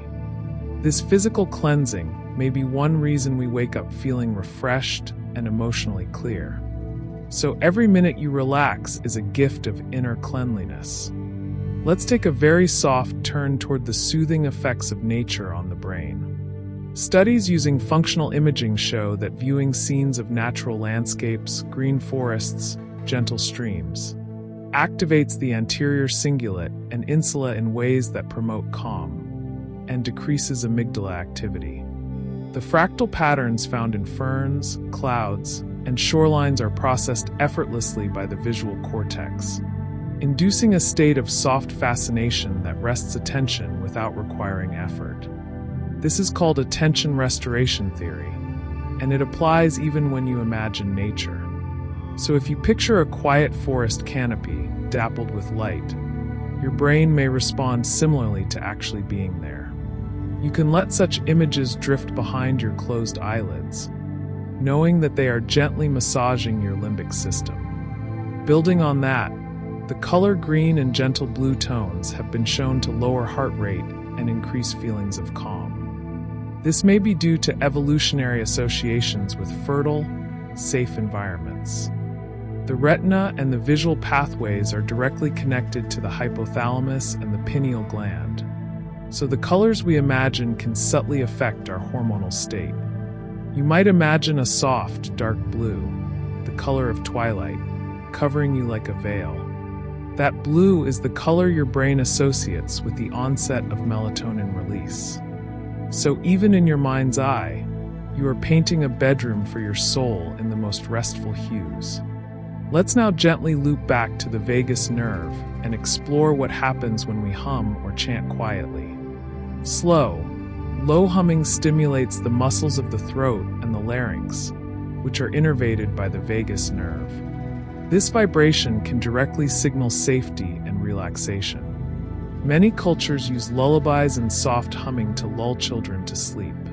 You don't need to hum out loud, but you can imagine a low, continuous tone inside your head, a sound that massages your vagus nerve from within. That imagined sound can still produce a subtle relaxation effect, because the auditory cortex and motor imagery areas activate similarly. You can let a quiet, imaginary hum fill your awareness, a deep, peaceful note that goes on forever, like the sound of the universe breathing. Now, let's revisit the dopamine reward system with a softer lens. The joy of simple, repetitive motions. When we gently rock in a hammock or feel the slow sway of a boat, the vestibular system sends signals to the cerebellum and the limbic system, which can induce a trance-like calm. Rocking is known to synchronize brain waves and promote sleep, an effect rooted in our earliest experiences in the womb. The soothing motion of being carried is deeply embedded in our neural architecture. Even if you are perfectly still, your brain can evoke the memory of a gentle rocking, like floating on a calm lake, and that memory can trigger a slight dopamine release associated with comfort. So let that imagined motion rock you gently, as if you were suspended in warm water, weightless and safe. Gently, we might now consider the neurochemistry of social rejection and its quiet opposite, social inclusion. The brain processes social pain in areas like the anterior cingulate cortex and the insula, which also process physical pain. But when we feel accepted and safe, the brain's opioid and oxytocin systems engage, soothing that same circuitry. Even the simple act of recalling a time when you felt welcomed or loved can reduce activity in the pain network. So as you float here, you can remember a small moment of belonging, perhaps someone holding a door open, or a friendly glance, and let that memory coat the anterior cingulate with a mild, analgesic balm. The brain takes such gestures seriously. They are biologically meaningful. We can also gently talk about the emotion of surprise. Surprise is usually fast, but there is a slow, soft form that can emerge in safe environments, like a gentle "oh" when a shooting star streaks past. The brain registers it with a quick burst of norepinephrine, but if no threat follows, the dopamine system rewards the novelty with a feeling of pleasant interest. That smooth transition from mild startle to gentle pleasure is a beautiful example of emotional regulation. However, tonight we don't need surprises. We can remain in the predictable, safe hum of the known. The brain's prediction errors are minimized, which is deeply restful. You can appreciate the comfort of monotony, the steady rhythm of this voice, like rain on a roof. Now, let's swerve very gently into the realm of gut hormones, such as ghrelin and leptin, and their link to mood. Ghrelin, known as the hunger hormone, also plays a role in stress responses and mood regulation. During sleep, ghrelin levels normally rise slightly, potentially linking to growth hormone release, but a calm, well-rested body keeps these hormones balanced. Leptin, the satiety hormone, helps signal that we have enough energy stores. Chronic sleep disruption can upset this balance, leading to mood changes. but the deep rest you're entering allows these hormones to recalibrate. You are offering your endocrine system a nightly reset, ensuring that tomorrow your emotional tone will be more even-keeled. So just as you tuck yourself into bed, you are tucking your hormones into balance. Let's now, very slowly, consider the role of body temperature. To fall asleep, the brain needs a slight drop in core temperature, typically about 1 to 2 degrees Fahrenheit. This is partly mediated by the hypothalamus and the dilation of blood vessels in the hands and feet, which dissipate heat. A warm bath before bed can paradoxically help because it brings blood to the skin and then lets heat radiate away, triggering the temperature drop. But even without a bath, your body is now cooling slightly as you lie still. That gentle drop is a signal. You might feel a slight coolness on your cheeks or the top of your head. That's a sign that your sleep systems are activating. You can pull the blankets a little closer and let the cool air on your face remind you that you are perfectly on schedule. Moving from temperature, we can touch on the emotion of nostalgia, which is often a bittersweet but ultimately calming feeling. Neuroimaging studies show that nostalgia activates the medial prefrontal cortex, posterior cingulate, and hippocampus, and also the striatum, reflecting its rewarding nature. Recalling cherished memories from the past can boost oxytocin and lower cortisol, providing a soothing, self-regulatory function. Nostalgia is a gentle anchor in the storm of time, reminding us that we have survived, we have loved, and we have belonged. As you lie here, you might let a fond, distant memory rise unbidden. The scent of your grandmother's house, the sound of an old song, and it will wrap around you like a warm, familiar quilt. There's no need to dwell. Just let it visit and then fade, leaving its soft imprint. Now, we can approach the topic of sound and the vagus nerve from another angle: the calming effect of low-frequency ambient noise. Studies have shown that pink noise, which has equal energy per octave, can enhance deep sleep and stabilize brain waves. The gentle rustle of leaves, the distant roll of thunder, or the rhythmic lapping of water against a shore. These sounds mask sudden noises and create a predictable auditory environment that the brain learns to ignore. The auditory cortex is still active, but the thalamus and reticular formation become habituated, lowering arousal. This voice, with its slow tempo and even volume, may serve a similar purpose, a cocoon of sound that your brain can trust.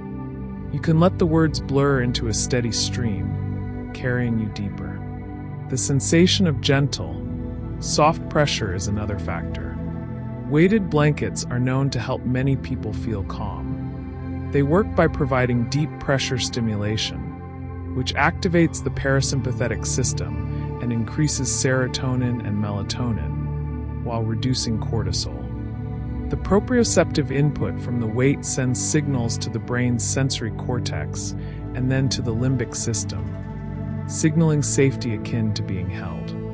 You might not have a weighted blanket, but even the pressure of your regular blanket or the mattress against your body is providing constant, reassuring tactile input. You can notice the sensation of the fabric on your skin, the slight compression of the mattress, and interpret that as a hug that lasts all night.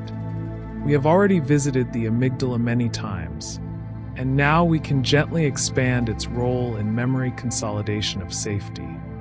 When we repeatedly pair a specific sensation with safety, the amygdala learns a new safety signal, and neurons in the basal amygdala switch from an excitatory response to an inhibitory one. This is called safety learning, and it's a form of inhibitory memory.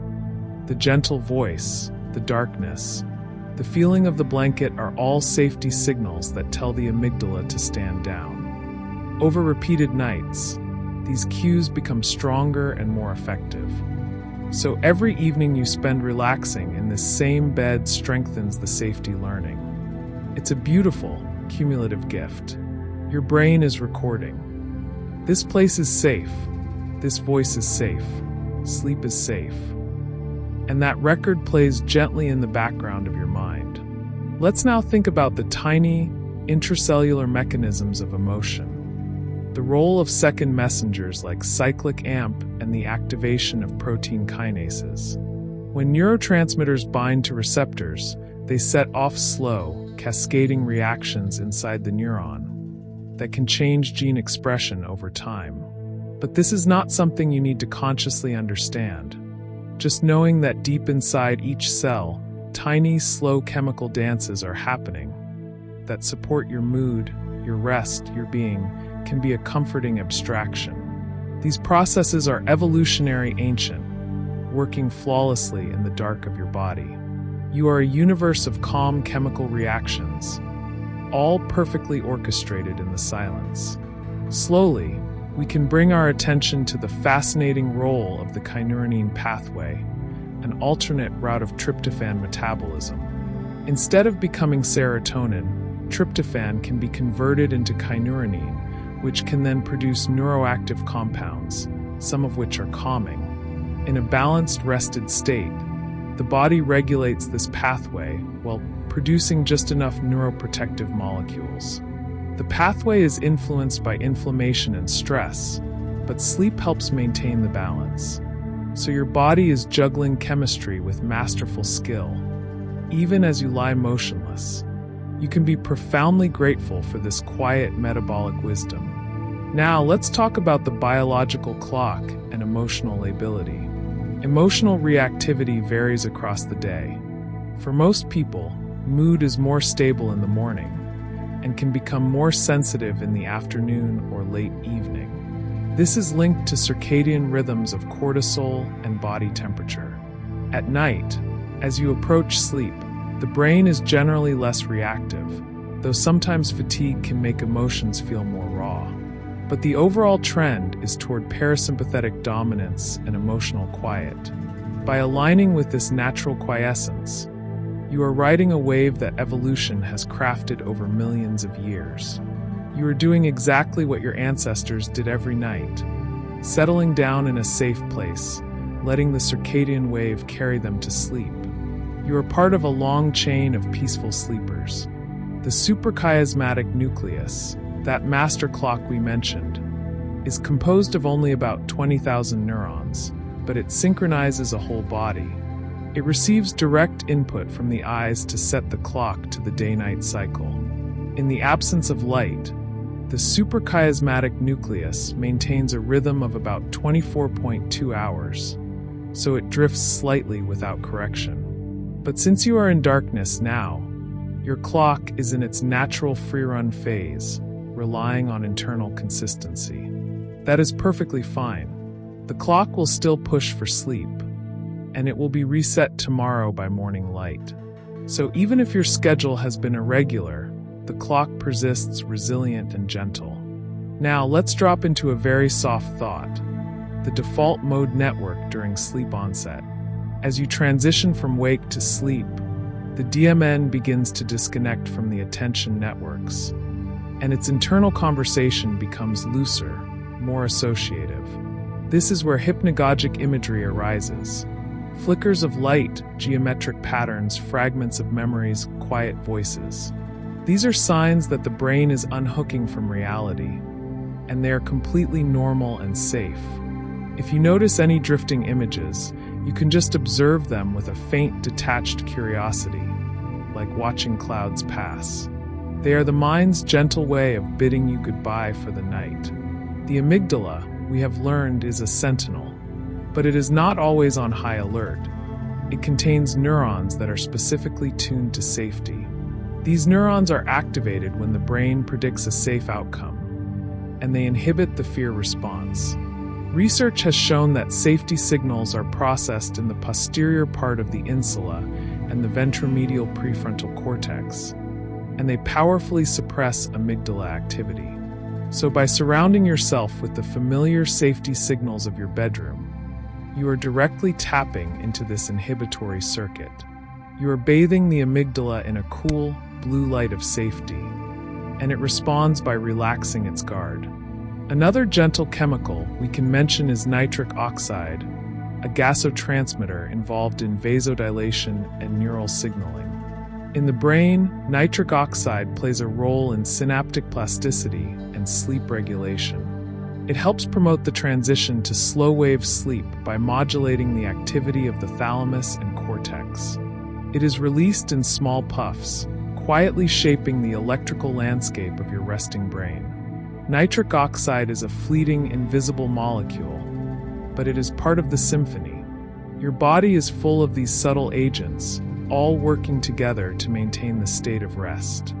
Now, let's drift to the feeling of patience. Patience is not simply a virtue. It is a neurobiological state.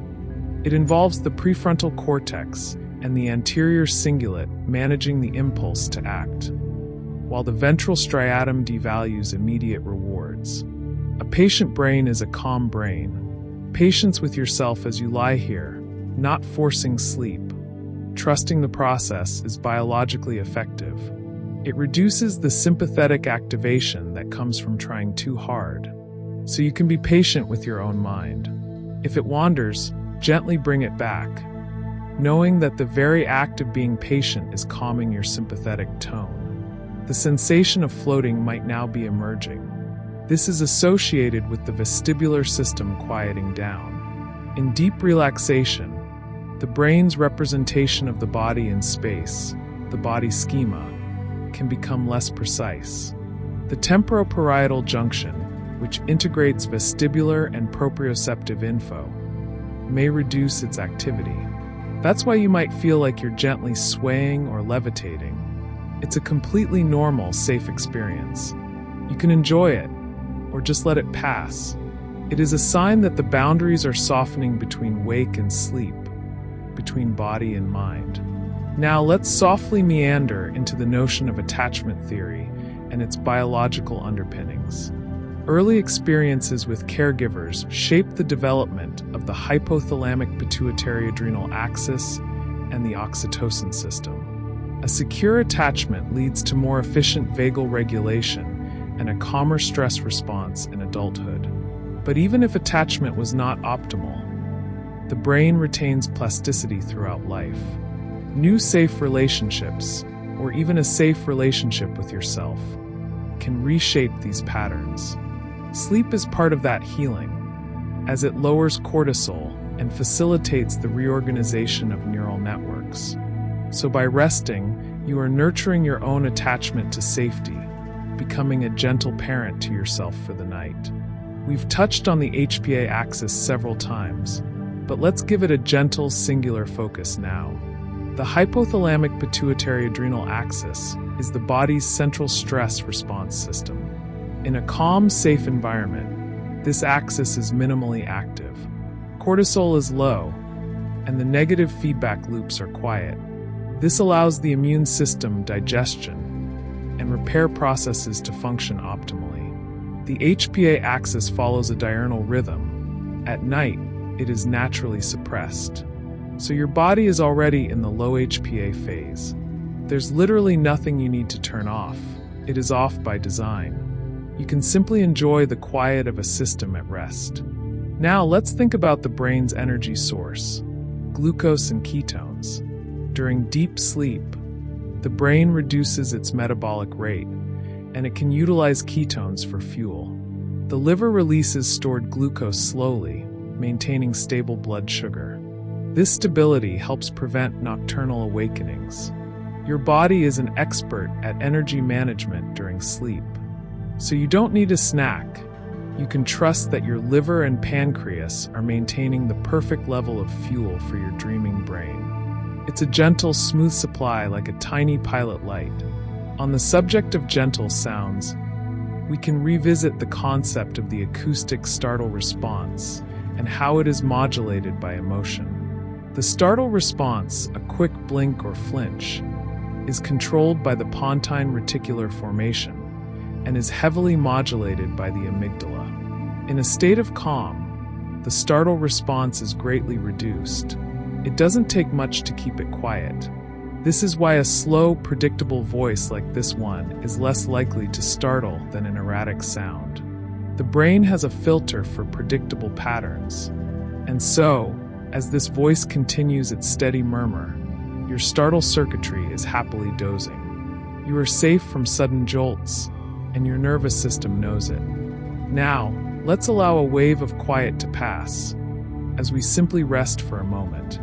There is no need to think about anything. We can just be breathing, and we can take a moment to notice the soft weight of the body sinking into the mattress, the gentle rise and fall of the chest.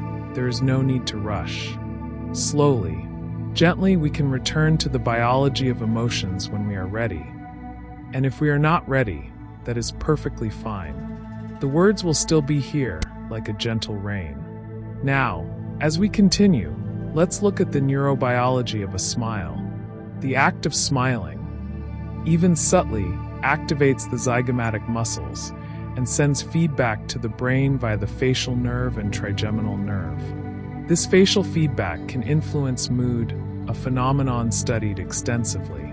A soft, gentle half-smile, known as the Buddha smile, can reduce heart rate and lower cortisol. The insula and anterior cingulate process this muscle feedback and interpret it as a signal of well-being. You can try, if you like, allowing a very faint, barely perceptible smile to touch your lips. It's not a forced grin, just a subtle lifting of the corners. That tiny relaxation of the face muscles can send a cascade of calming signals inward. The brain doesn't know whether the smile came from an external joke or an internal choice. It simply registers the sensation and responds by easing a little more. The emotion of awe, as we touched on, can be calm and expansive. A recent study found that experiencing awe is associated with lower levels of interleukin-6, a pro-inflammatory cytokine, suggesting a direct link between this self-transcendent emotion and physical health. Awe also increases vagal tone and activates the parasympathetic system, so you can allow a soft awe to wash through you, awe at the complexity of the brain, awe at the simple fact that you are alive and breathing.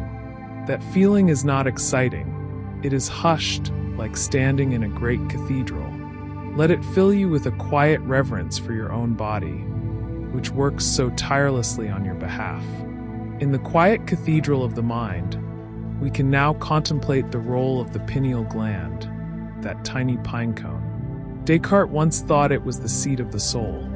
Now we know it is an endocrine gland that converts serotonin into melatonin. It is sensitive to light via the suprachiasmatic nucleus and the sympathetic nervous system. The pineal gland calcifies with age, but it remains functional.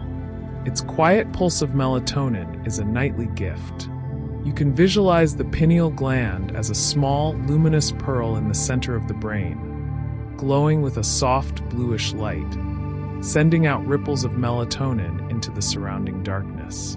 Gently, let's drift toward the concept of the second brain again, but now specifically focus on the gut microbiome's production of GABA.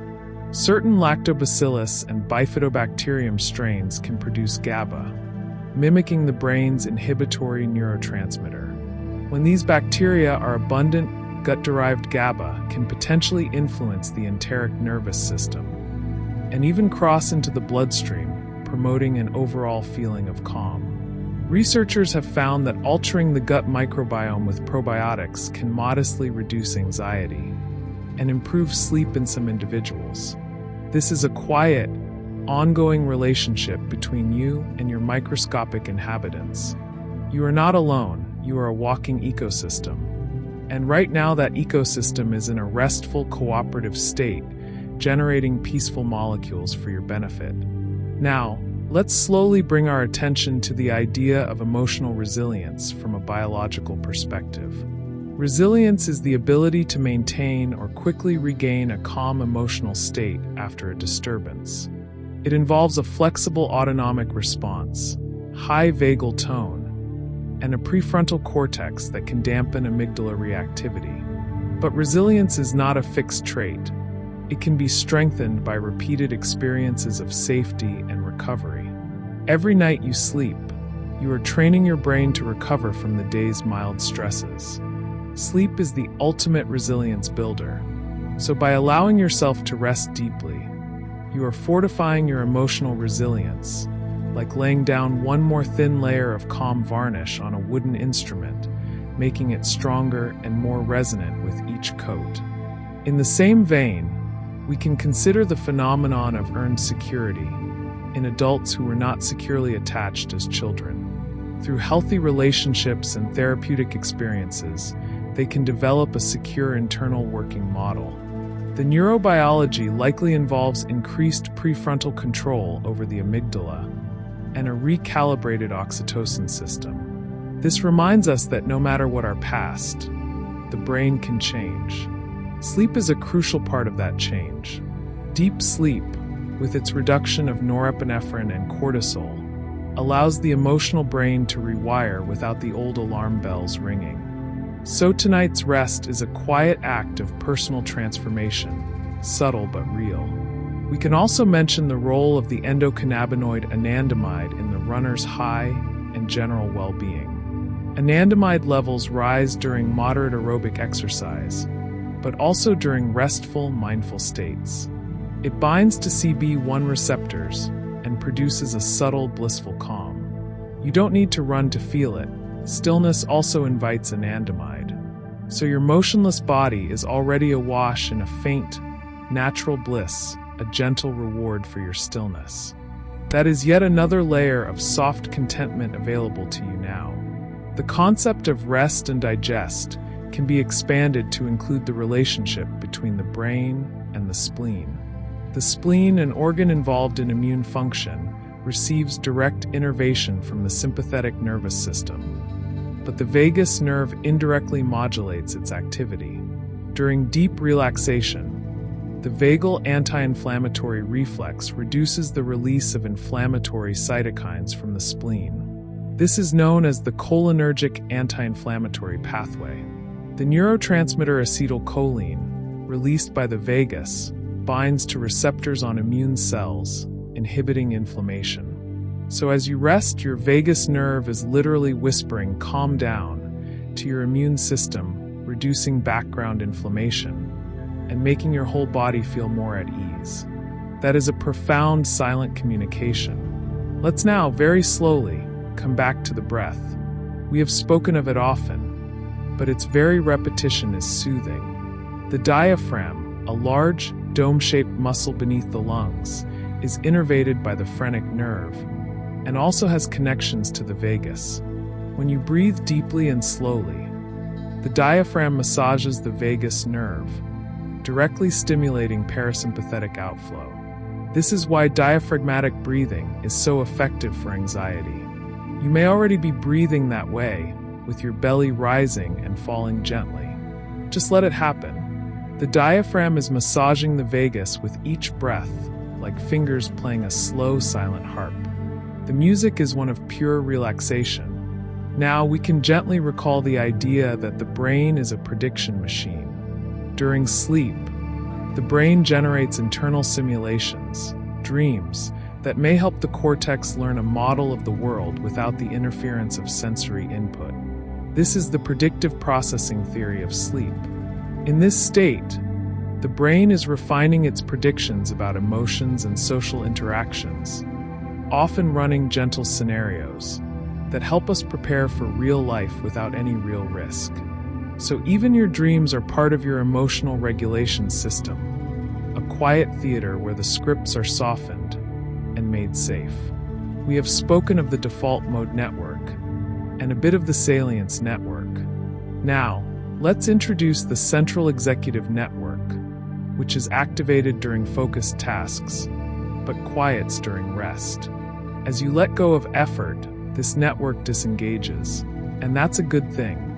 The brain enters a state of low cognitive load, allowing the other networks to hum in their natural, unpressured ways. You don't need to solve any problems. The executive network can take the night off, and the dreamy networks can take over, leading you gently past the gates of sleep.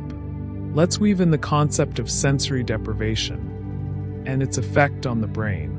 In a dark, quiet, still environment, the thalamus reduces the throughput of sensory information, essentially putting the cortex into a state of partial sensory isolation. This triggers the brain to generate its own activity, hypnagogic imagery, and eventually sleep spindles and K-complexes. These sleep spindles, bursts of oscillatory activity from the thalamus, protect sleep by blocking external stimuli. They also play a role in memory consolidation and emotional processing. So the very lack of input is actively productive, turning the brain inward to do its quiet housekeeping.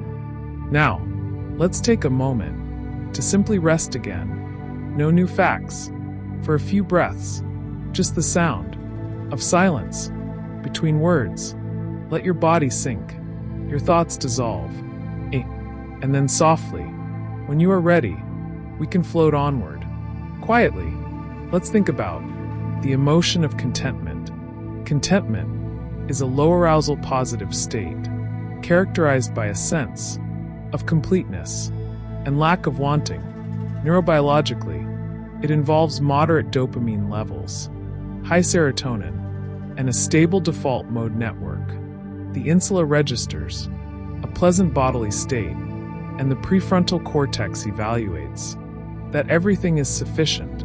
This differs from the high arousal positive states, like joy or excitement. Contentment is perfect for sleep, and indeed, it is the emotion most conducive to drifting off, so you can invite a gentle feeling of sufficiency, telling yourself quietly, right now everything is enough. That small statement can shift the brain's predictive coding toward a state of peaceful completeness. Connected to contentment is the feeling of being grounded. Grounding refers to the sense of physical connection to the earth, which has a surprisingly measurable biological effect. Direct skin contact with the ground allows a transfer of electrons that may reduce inflammation and align circadian rhythms, a concept known as earthing. But even lying horizontally on a supportive surface connects you to a feeling of stability. The proprioceptive system senses the firmness of the mattress and the pull of gravity, signaling to the vestibular nuclei and the cerebellum that you are safely supported. That sense of support is then relayed to the limbic system, quieting the amygdala, so you are grounded in the most literal and soothing sense. Now, let's mention the role of the basal forebrain. In sleep initiation, the basal forebrain contains cholinergic neurons that promote cortical activation during wakefulness, but it also contains sleep-active neurons that release GABA and galanine, which inhibit the arousal centers. As sleep pressure builds, the balance shifts from wake-promoting to sleep-promoting activity in the basal forebrain. This transition is happening inside you now. The basal forebrain is slowly drawing the curtains, releasing a gentle mist of inhibition that quiets the cortex.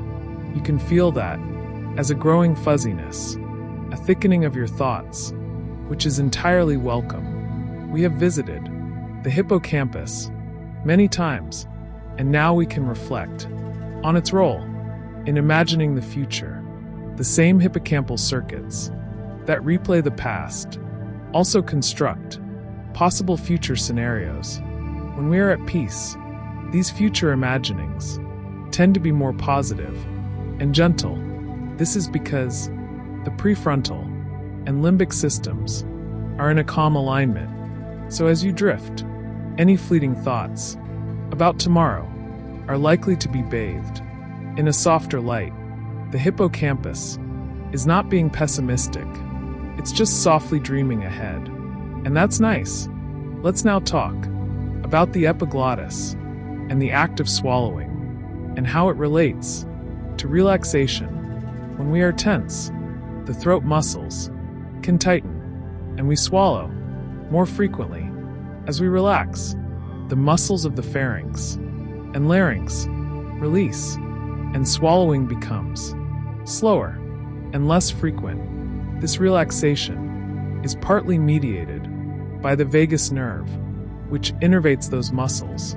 If you notice any tension in your throat, you can mentally invite it to soften, as if you are gently melting ice. With warmth, the larynx will lower slightly, the jaw will unclench, and a profound calm can spread from that region. The throat is a powerful gateway of the parasympathetic system. Softly now, let's think about the role of the pineal gland in non-mammalian species. In birds and reptiles, the pineal gland is located closer to the skull and can directly sense light, serving as a third eye. In humans, it is buried deeper, but it still retains its light-sensitive heritage. This evolutionary history is a gentle reminder that our biology is ancient, carrying the wisdom of millions of years. The same molecules that calmed our distant ancestors still calm us tonight. Melatonin is a chemical thread linking us to the dawn of vertebrates, a very old lullaby in a bottle. Now, let's revisit the idea of the heart as a little brain. The heart contains about 40,000 neurons, a cardiac nervous system that can independently process information and send signals up the vagus nerve to the brain. The heart rhythm patterns reflect emotional states. When you are calm, the heart rhythm is smooth and ordered, a sine wave of gentle acceleration and deceleration. This creates a pattern called heart coherence, which is associated with feelings of love, gratitude, and peace. You don't need to achieve anything. Just being relaxed invites the heart into this coherent state. Every beat is a quiet pulse of peace. Now, let's allow ourselves to rest in the idea of the unclenching of the default mode network. Earlier, we mentioned that the DMN can be overactive. In rumination, as you focus gently on your body and listen to this slow voice, the DMN activity becomes less rigid, more fluid, and more integrated with sensory networks. Researchers call this a relaxed DMN. In this state, self-referential thought becomes less critical and more compassionate. The voice in your head, if any, becomes a kinder, quieter companion. You can let that companion snuggle into the background, speaking only soft, reassuring words like "rest now, it's okay." We've covered many facets of the brain, and now we can let ourselves drift into the concept of the resting state itself. The resting state is the brain's intrinsic activity when it is not engaged in a specific task. Functional MRI studies have mapped the resting state networks, including the default mode, salience, and central executive networks. In deep sleep, these networks change their connectivity. Fundamentally, the resting state is not idle. It is a fundamentally active, organized mode that maintains the brain's integrity. So your brain, even as you sleep, is deeply active in a different, restorative way. You can rest assured that your brain is not bored. It is contentedly maintaining itself. Now, as we continue, we can take a quiet look at the neurobiology of laughter in its gentlest form. A soft chuckle, a quiet giggle, releases endorphins and promotes social bonding. Laughter yoga and simulated laughter can induce a relaxation response and reduce cortisol. But you don't need to laugh. You can just gently remember a time you laughed softly, and that memory may trigger a very mild endorphin release. The brain's response to imagined humor is subtler, of course, but still present, a soft smile, and a quiet, internal chuckle can send a tiny ripple of well-being through the limbic system. Now, we can talk about the emotion of interest, but in a low, sleepy way. Curiosity is linked to the dopaminergic system, but a calm, passive curiosity, like wondering about the nature of sleep itself, can be restful. You might find yourself mildly curious about your own drifting mind, watching it with detachment. That soft curiosity can keep the mind from tangling with worries because it is gently occupied. So it's okay to be a little bit curious about what it feels like to fall asleep tonight. Notice, and then let it go. Let's now, very gently, move into the home stretch. We are floating near the end of our quiet journey. We have about 20 more facts to wander through, and then we will slowly wind down, even further, into deeper peace. There's no hurry, no rush. You are probably already in a very soft state, and that's perfect. We can reflect on the emotion of empathy a little more. Empathy involves the insula, anterior cingulate, and also the somatosensory cortex, as if we were lightly feeling what another feels.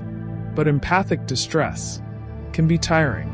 Healthy empathy is coupled with vagal tone and oxytocin, so it remains compassionate without draining. During sleep, the brain processes social experiences and helps demarcate self from other, which is crucial for balanced empathy.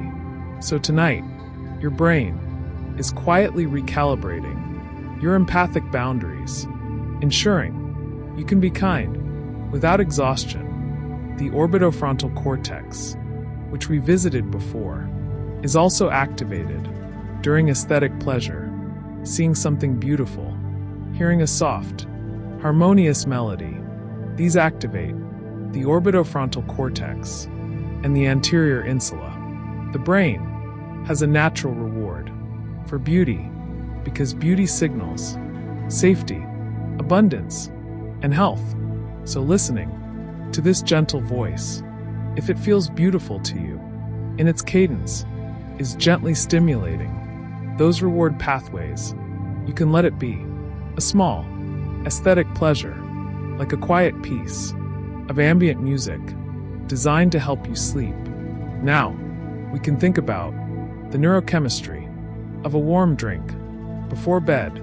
A warm herbal tea, like chamomile, contains apigenin, which binds to GABA receptors and promotes drowsiness. The warmth itself accelerates the temperature drop afterward. Even if you haven't had tea, just imagining a warm, soothing liquid sliding down your throat can trigger a conditioned response. The brain's association between warm liquid and maternal comfort runs deep. So if you like, you can imagine taking a sip of something warm and golden and let that imaginary comfort spread through your chest. Next, on the topic of conditioned responses, the ritual of getting ready for bed, brushing teeth, changing into soft clothing, dimming lights, primes the brain for sleep. This is classical conditioning. At work, the more consistent the routine, the more automatically the parasympathetic system engages. Even listening to this video can become a sleep cue for you over time. So by being here, you might be creating a new, gentle neural pathway that future you will thank you for. There's no pressure. It's just a quiet possibility. Now, let's revisit the gut and its movement. The migrating motor complex is a cyclic pattern of smooth muscle contractions that sweeps through the gut during fasting and rest. It helps clear bacteria and debris, and it is more active during sleep. This gentle, Rhythmic housekeeping is another way your body restores order. Overnight, the enteric nervous system coordinates it without any conscious input. So while you sleep, your belly is having its own quiet dance, a slow, undulating wave that keeps everything tidy. You can imagine it as a gentle river flowing through you, carrying away the old, making space for the new. The emotion of relief is a wonderful, soft feeling. Relief occurs when a predicted negative outcome fails to happen, and it is associated with a dopamine surge in the nucleus accumbens and a reduction in amygdala activity. Relief is like an exhale that says, "Thank goodness, I am safe." You can cultivate relief now by gently acknowledging that tonight there is no danger, no demand, no expectation. That realization can trigger a tiny wave of relief, relaxing your shoulders, loosening your jaw. You are safe. You are safe. You are safe. Let that phrase echo quietly in the chambers of your mind. We've spoken of the sleep hormone melatonin. Let's also mention its powerful antioxidant properties. Melatonin freely crosses cell membranes and scavenges free radicals, protecting the brain and body from oxidative stress. So during the night, your brain is not just resting, it's actively repairing itself at a molecular level. This is one reason sleep is so essential for long-term brain health. You are marinating in a protective, restorative bath of melatonin, and that bath is gently healing the subtle wear of the day, a very comforting thought. Now, the concept of the glymphatic system we mentioned earlier. Let's expand just a little. During sleep, the space between brain cells increases by about 60%, allowing cerebrospinal fluid to flow more freely and wash out beta amyloid and other waste. This cleaning process is most active during deep, slow-wave sleep, so the deepest stages of sleep you are moving towards are like a gentle, cleansing rain. Inside your skull, the brain's janitorial staff works exclusively on the night shift, and they're already rolling out their hoses. You can rest, knowing that your brain is being meticulously cleaned. Let's think about the role of astrocytes, the star-shaped glial cells. Once thought to be mere support cells, astrocytes are now known to regulate neurotransmitter levels, support the blood-brain barrier, and participate in the glymphatic system. They also modulate synaptic transmission, influencing the strength of emotional memories. So these tiny stars shine in the dark of your brain, managing the chemical environment to ensure neural health, like the crew of a ship sailing through the night. The astrocytes keep watch, adjusting the sails of your synapses. You can thank them in your mind, a silent nod to the billions of helpers inside you. Gently, we can now make our way toward the closing of the night. The brain's sleep spindles, which occur in stage 2 sleep, and throughout the night, are bursts of 12 to 16 Hz activity, generated by the thalamic reticular nucleus. They're thought to protect sleep, but also to assist in memory consolidation. The number of spindles a person has per night can even predict emotional memory processing. You are already beginning to produce more spindles as you slip deeper. They're like small lighthouses flashing in the brain's ocean, guiding emotional memories safely to shore. We've talked about many individual parts, and now we can simply let the whole brain rest as one unified field There's a concept in neuroscience called the integrated information theory, which suggests consciousness arises from the integration of information across the brain. As you fall asleep, the integration changes. The brain's networks become less globally connected, and consciousness dissolves. That dissolution is not scary, it is peaceful, a soft fading. There is no sense of loss, because the sense of self goes with it.